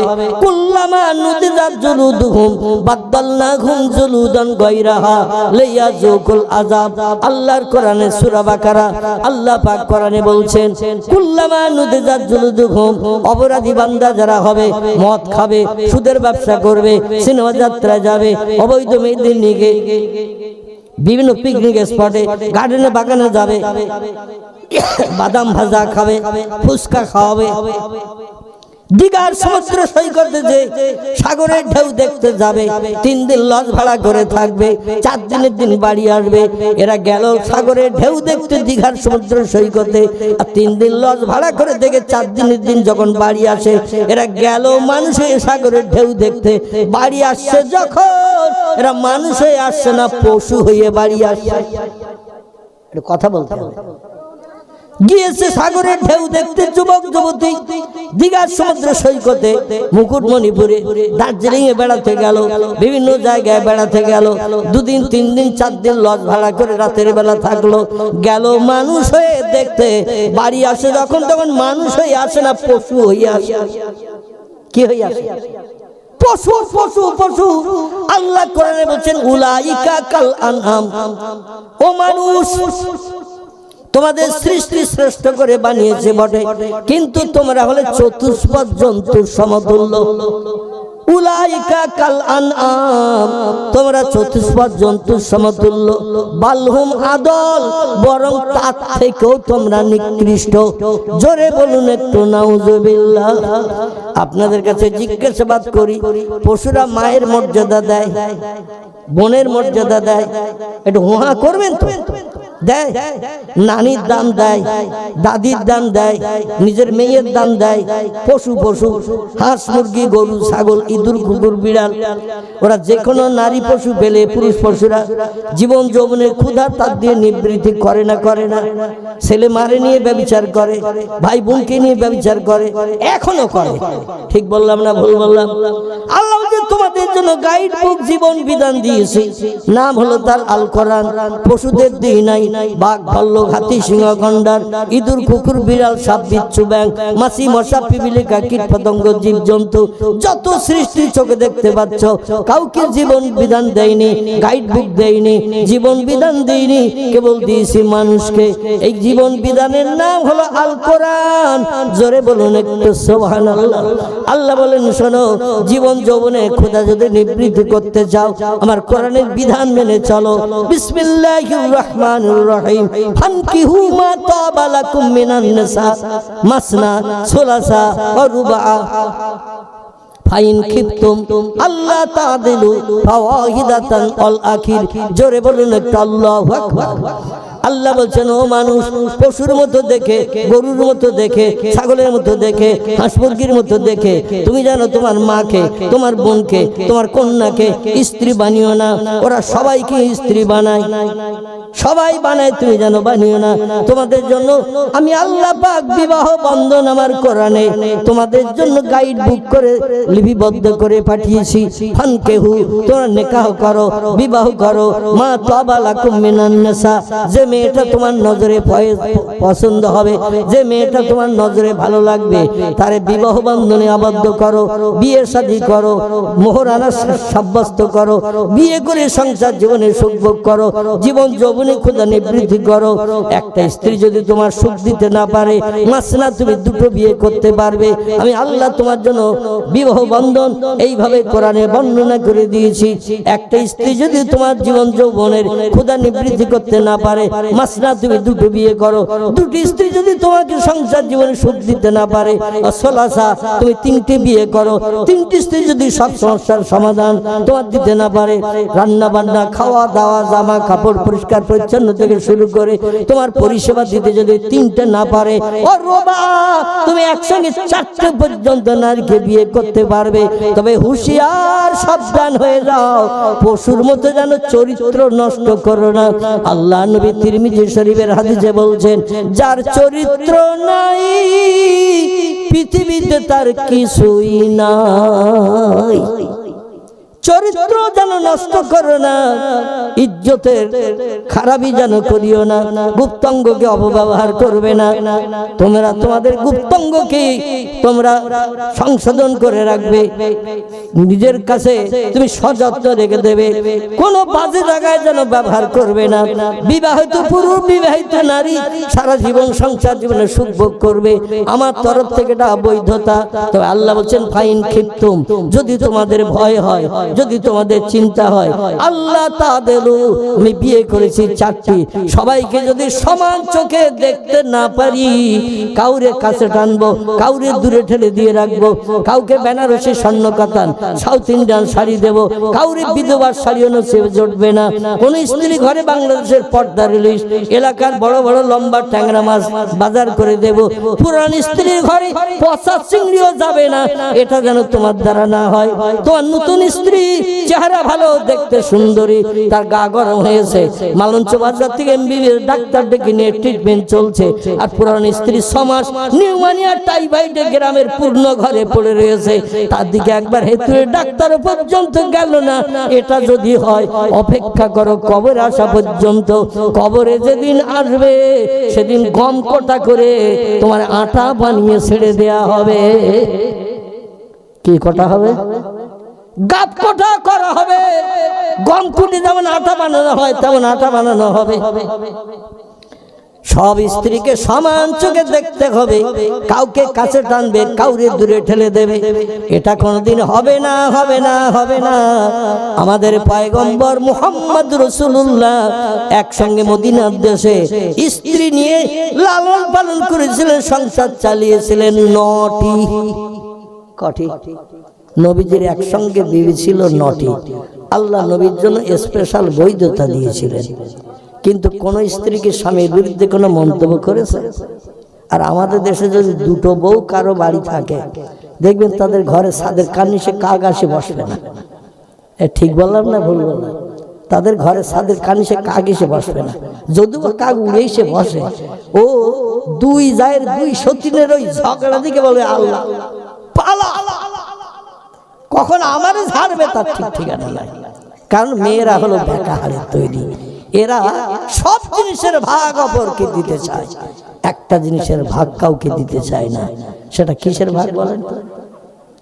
হ্যাঁ, স্বামীর ভাগ। সব জিনিসের ভাগ দেয়, কিন্তু একটা জিনিসের ভাগ কাউকে দেয় না, সেটা হলো স্বামীর ভাগ। এই জন্য এক স্বামীকে সবাই টানতে চায়। পয়গম্বর 9টা স্ত্রী ছিল, প্রত্যেকের বাড়িতে সপ্তাহে একদিন করে পালা করে করে থাকতেন। যিনি বৃদ্ধা বুড়ি ছিলেন হযরত সাউদা, সুফিয়া, এদের ঘরও একদিন যেতেন। আবার যিনি যুবতী কুমারী অবিবাহিতা ছিলেন হযরতে মা আয়েশাতুল হুমায়রা, তার ঘরও একদিন থাকতেন। নবী আয়েশা কুমারী অপরূপা সুন্দরী বলে তার ঘরে 3 দিন, আর যারা বুড়ি হয়ে গেছে তাদের ঘরে যাবে না, সপ্তাহে একদিন। এটা নবীর আদর্শ না। নবীর আদর্শ ছিল একেবারে সাদা কাপড়ের মতো। জোরে বলুন একটু সুবহানাল্লাহ। আল্লাহ বলছেন ফাইন খিফতুম, যদি তোমাদের ভয় হয়, যদি তোমাদের চিন্তা হয়, আল্লাহ তাআদিলু, সব স্ত্রীর সঙ্গে ব্যবহার সমান করতে পারবে না, সবাইকে সমান চোখে দেখতে পারবে না, তাহলে ফাওয়াহিদাতান, একটা স্ত্রী তোমার জন্য যথেষ্ট।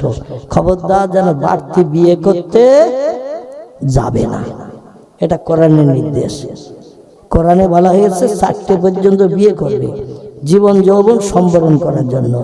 বাইরে কোনো জায়গায় যেন তুমি তোমার ইজ্জত নষ্ট করবে না। তবে যদি 4টি স্ত্রীকে সমান চোখে দেখতে না পারো, সমান ব্যবহার করতে না পারো, ফাওয়াহিদাতান, একটা স্ত্রী তোমার জন্য যথেষ্ট।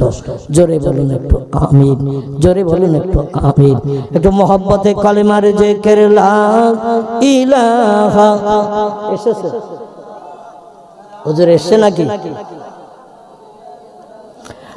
লা ইলাহা ইল্লাল্লাহ, লা ইলাহা, লা ইলাহা ইল্লাল্লাহ মুহাম্মাদুর রাসূলুল্লাহ।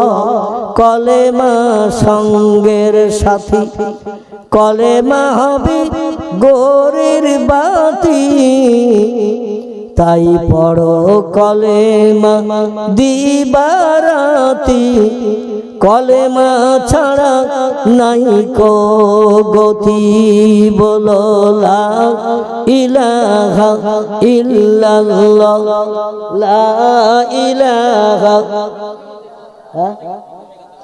লা ইলাহা,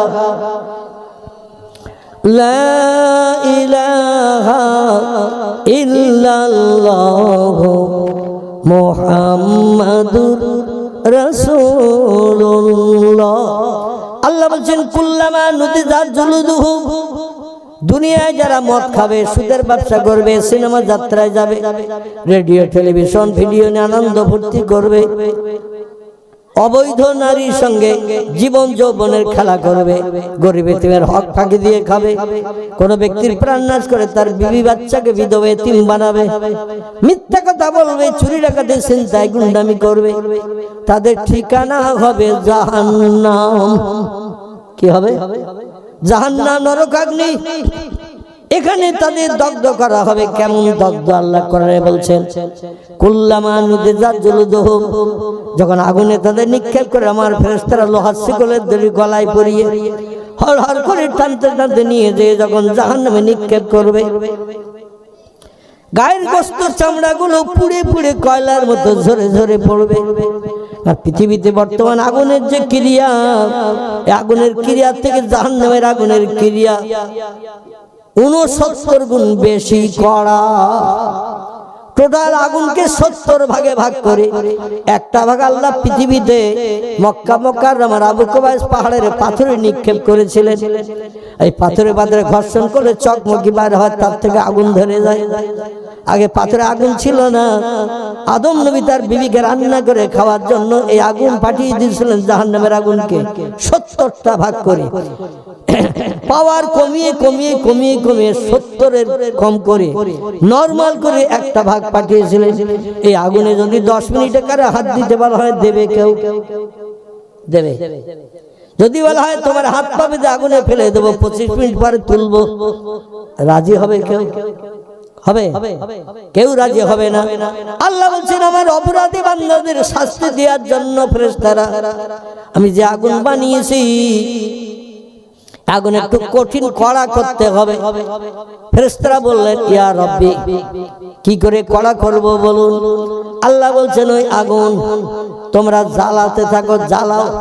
রড জ্বালিয়ে যেমন গুড় করা হয়, গুড়, খেজুরের রস, আখের রস, তালের রস জ্বালালে গুড় হয় না? হয় না?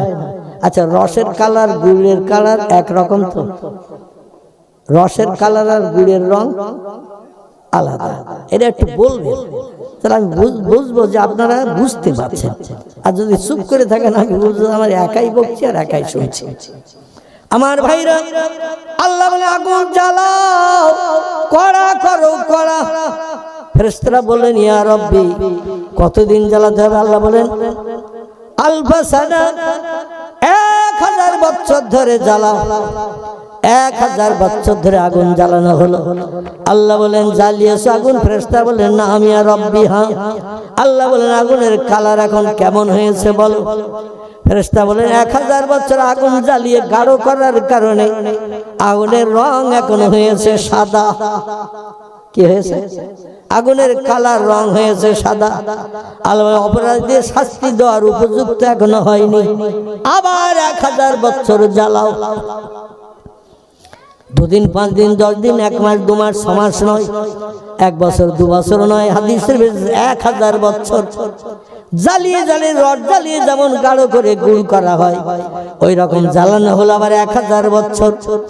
জ্বালানোর পর আল্লাহ বলেন এ আমার ফেরেশতা, আইয়ুহাল মালায়েকা, এ আমার ফেরেশতারা বলো, কুল কুল তোমরা বলো এখন আগুনের কালার রং কেমন হয়েছে? ফেরেশতারা বলেন ইয়া রব্বি, আগুনের কালার পরিবর্তন হয়ে আহমার, লাল বর্ণ ধারণ করেছে। আল্লাহ বলেন মদ খাবে যারা, সুদ খাবে যারা, ব্যভিচারী করবে যারা, গরিবদের হক ফাঁকি দিয়ে খাবে যারা, এমন করে মানুষের প্রাণ নাশ করে বিবি বাচ্চারা বিধবা এতিম বানাবে যারা, পৃথিবীতে আমার কোরআনের নির্দেশের বিরুদ্ধে কাজ করবে যারা, তাদের উপযুক্ত শাস্তি দেওয়ার আগুন এখনো হয়নি। লাল রঙের আগুন দিয়ে শাস্তি দেওয়া যাবে না, আবার 1000 বছর জ্বালাও। তিরমিজি শরীফের হাদিস। আবার ফেরেশতা 1000 বছর ধরে আগুন জ্বালিয়েছে। জানবার আল্লাহ বললেন মা হিয়া ইয়া আইয়ুহাল মালায়েকা, এবার আগুন কেমন দেখতে হয়েছে বলো, মাথার একটু দেখে বলো। ফেরেশতারা বলল রব্বি আল্লাহ, 3000 বছর জ্বালানোর পরে আগুনের কালার 1000 বছর করে করে জ্বালাচ্ছার পরিবর্তনে আলাদা রং হচ্ছে। 3000 বছর জ্বালানোর পর আগুনের কালার হয়েছে আসওয়াদ। আসওয়াদ আরবিতে যারে আসওয়াদ বলা হয়, বাংলায় তারে বলা হয় কালো। কালো কালো আল্লাহ আগুনের কালার হয়েছে এখন কালো। আল্লাহ বলেন অপরাধীদের জ্বালানোর জন্য উপযুক্ত হয়েছে, আর জ্বালাতে হবে না। ওই কালো আগুনের ভিতরে বান্দাদের ফেলে দেবে, পাশাপাশি বান্দা আগুনে জ্বলবে। লা ইয়ামুতু ওয়ালা ইয়াখরুজ ফিহা, ওই আগুনে জ্বললে মরণ কোনোদিন কারো হবে না, এবং কোনো বন্দী এসে কাউরে বাইরে বার করে স্বস্তি দিতে পারবে না। অহম ফিহা খালিদুন, যুগ যুগ যুগ যুগ যুগ যুগ ধরে ওই জাহান্নামের আগুনে তারা দগ্ধ হতে থাকবে। জাহান্নামের আগুনে পড়লে মরণ কোনোদিন কারো হবে না, কোনো বন্ধু কাউরে বাইরে বার করবে না, এক কথা অপরাধের শাস্তি চলবে অটোমেটিক। জোরে বলুন একটু নাউজুবিল্লাহ। পৃথিবীর শ্মশানের চিতায় মরা মানুষ দেয়া হয় না, জেন্দা দেয়া হয়। শ্মশানের চিতায় হিন্দু ভাইদের ধর্মীয় বিধান, ওদের মরণের পরে সৎ কাজ করা হয় আগুনে পুড়িয়ে শ্মশানে। ঠিক ঠিক নাকি? ঠিক তো নাকি? আচ্ছা, এই মরা মানুষ যখন শ্মশানের চিতায় আগুন দিয়ে পোড়ানো হয়, আগুন দিয়ে যখন পোড়ানো হয় মরা মানুষ শিরা কষে ঠেলে ওঠে না, ওঠে না। দেখেছেন কেন? আমি তিন দিন আমাদের বসিরহাট জামরুলতলা শ্মশান ঘাটে বাচ্চা বেলায় ছোটবেলায় বসিরহাট আমি নিয়ে মাদ্রাসায় যখন পড়তাম, আমি তিন দিন যে দেখেছি। তখন প্রাচীর ছিল না, এখন প্রাচীর দেয়া হয়েছে, শ্মশান ঘাটের চতুর্দিকে ঘেরা হয়েছে। তখন প্রাচীরটি ছিল না, একেবারে নদীর ধারে।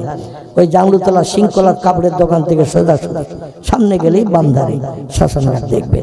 তো যখন আগুনে মরা মানুষ পোড়ানো হয়, ও শিরা কষে ঠেলে ওঠে, আর নাতি নাতকুর ছেলে আপনজন এরা মদ খেয়ে পাগল হয়ে খেটে মুগুর নিয়ে দাঁড়িয়ে থাকে। ঠিক বললাম না ভুল বললাম? যদি বিশ্বাস না হয় একটু যাবেন বসিরহাটে, প্রায় দৈনন্দিন 2-5টা করে পুরানো হয়, একটু যাবেন, দিয়ে দেখবেন। আমার ভাইরা, আপনজন রক্তের সঙ্গে যাদের সম্পর্ক গাঢ়তর, মদ খেয়ে পাগল মার্কা হয়ে লম্বা লম্বা খেটে মুগুর লাঠি নিয়ে দাঁড়িয়ে থাকে। বলে, চাচা তুমি এখন ঠেলে উঠে বাড়ি যাবে?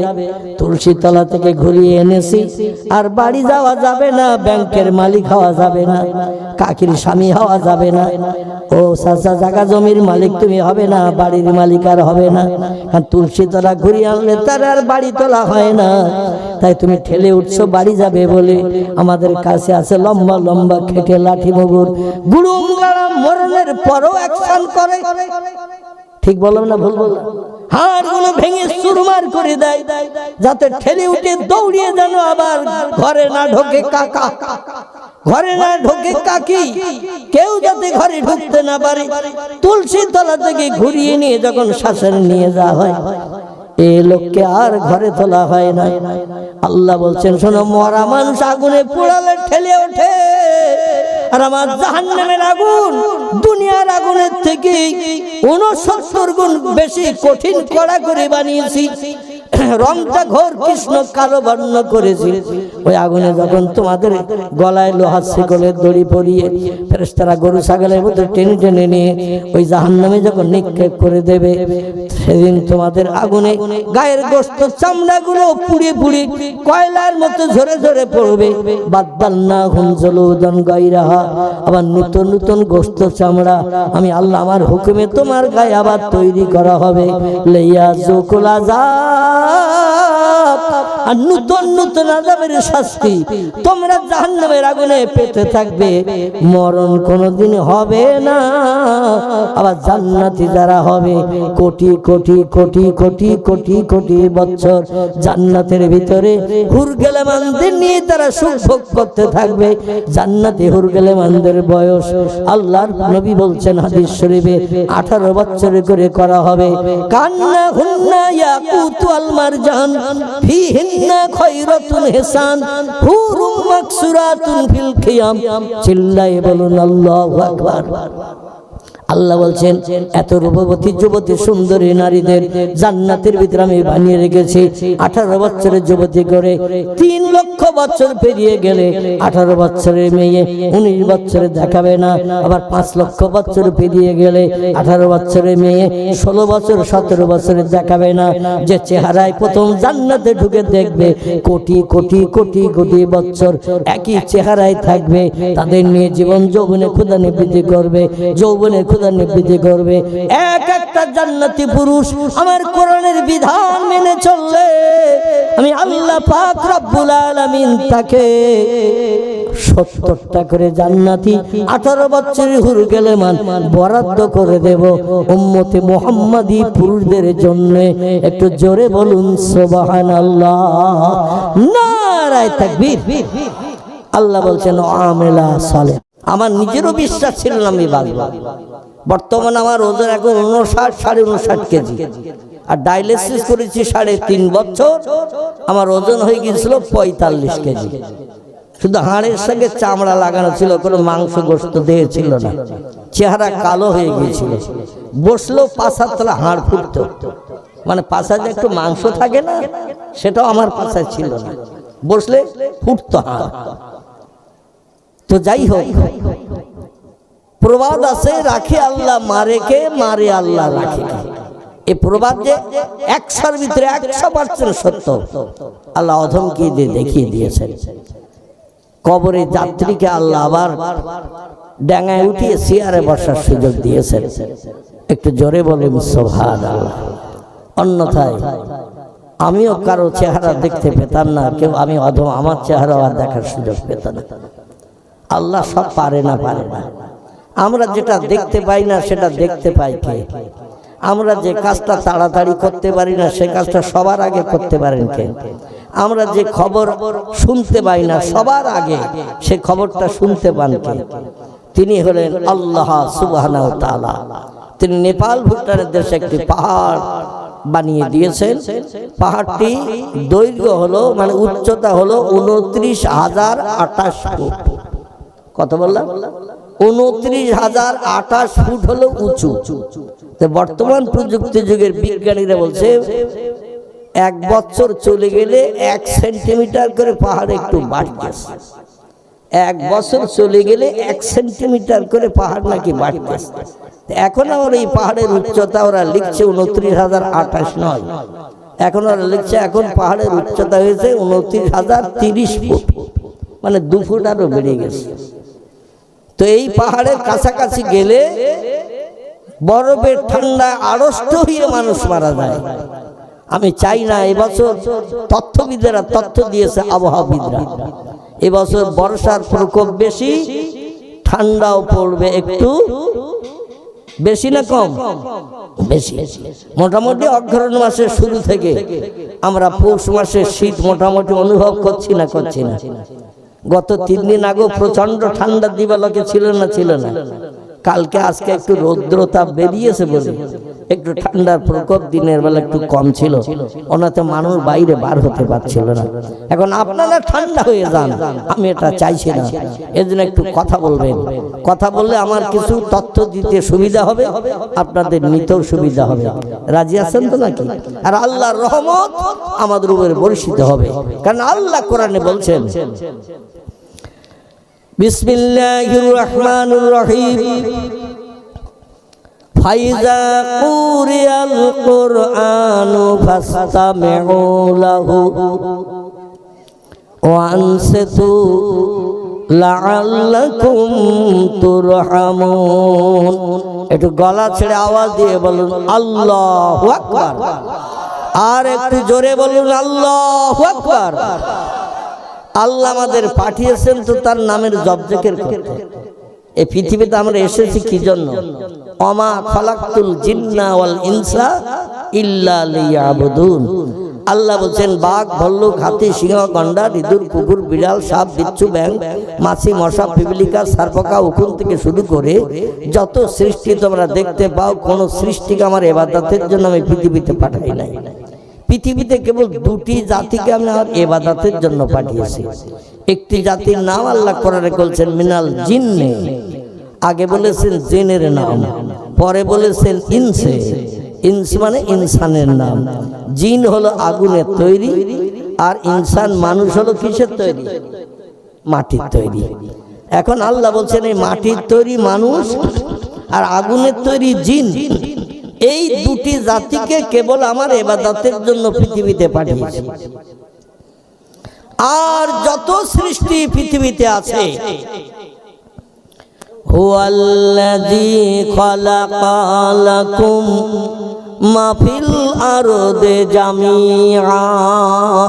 আবার একটু বলুন আল্লাহু আকবার।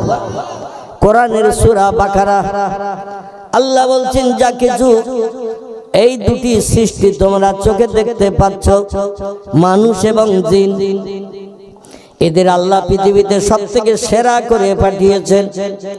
আর এই সেরা দুটি জাতিকে আল্লাহ উদ্দেশ্য করে বলছেন, ও সেরা জাতিরা তোমরা শোনো, যা কিছু চোখে দেখতে পাও, যা কিছু চোখে দেখতে পাও না, সমস্ত সৃষ্টি আমি তোমাদের অনুগত করে তোমাদের তাবে করে পৃথিবীতে পাঠিয়ে দিয়েছি। যারই যা বলবে তারা তাই শুনতে বাধ্য হবে। তো শর্ত হলো একটি, তোমাদের কেবল আমার হুকুমকে তামিল করতে হবে। মুয়াজ্জিন যখন মসজিদ আযান ধ্বনি দেবে, বাঘ নামাজ পড়তে আসবে না, ভল্লুক আসবে না, হাতি আসবে না, গন্ডার আসবে না, আসে নাকি?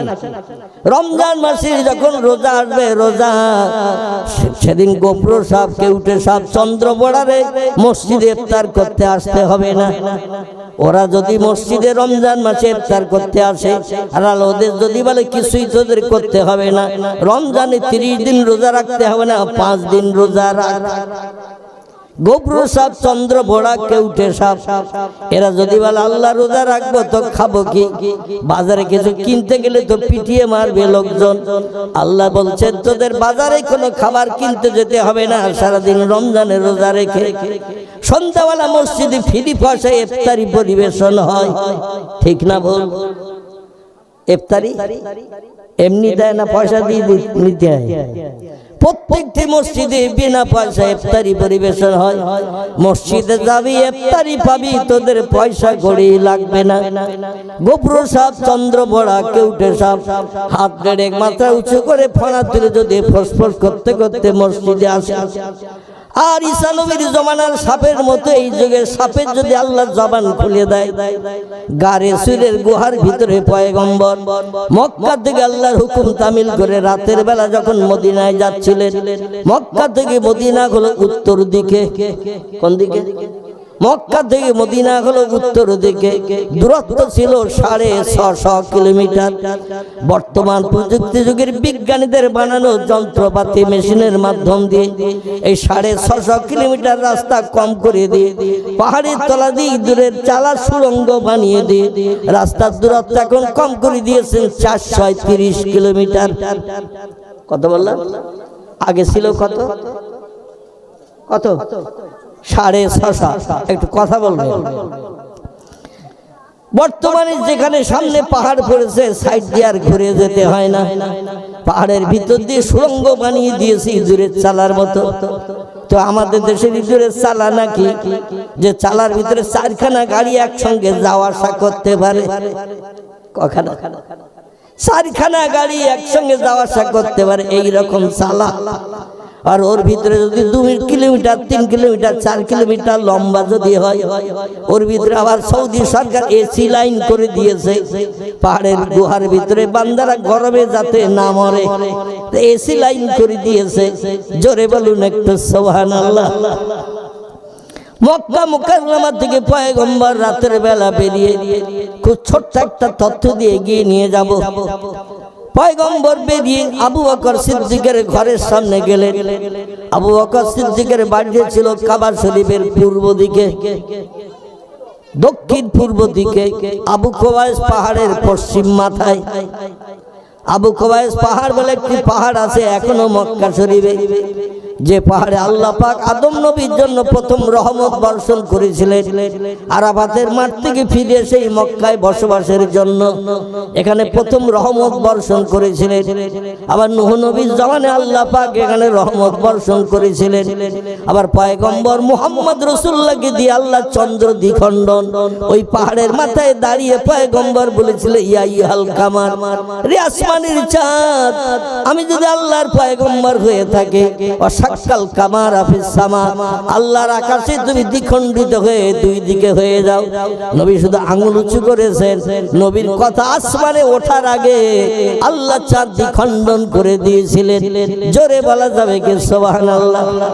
বর্তমান প্রযুক্তি যুগের বিজ্ঞানীরা হাজারো যন্ত্র মেশিন বানিয়েছে, ক্যালকুলেটর বানিয়েছে, কম্পিউটার বানিয়েছে, রিমোট কন্ট্রোল বানিয়েছে, স্যাটেলাইট বানিয়েছে, ইন্টারনেট বানিয়েছে, উপগ্রহ বানিয়েছে, চন্দ্রযান বানিয়েছে, পাতাল রেল বানিয়েছে, রেডিও বানিয়েছে, ভিডিও বানিয়েছে, ভিসিআর বানিয়েছে, কোল্ড স্টোর হিমঘর বানিয়েছে, ফ্রিজ বানিয়েছে, আবার ছোট্ট এক মেশিন পকেটে ভরে দিয়ে তামাম দুনিয়া বিজ্ঞান ঠান্ডা করে দিয়েছে। মেশিন বোধ আপনাদের মালঞ্চ এলাকায় কারো কাছে নাই? আছে? এই মেশিনটার নাম কি?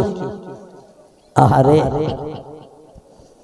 এই মেশিনটির নাম, ইংরেজি নাম হলো মোবাইল মেশিন, বাংলা নাম হলো কথা বলার যন্ত্র। বিজ্ঞান বলল শুধু কথা মুসা নবীর মতো বললে হবে না, বাস্তব ফটো তোমাদের দেখিয়ে দেব।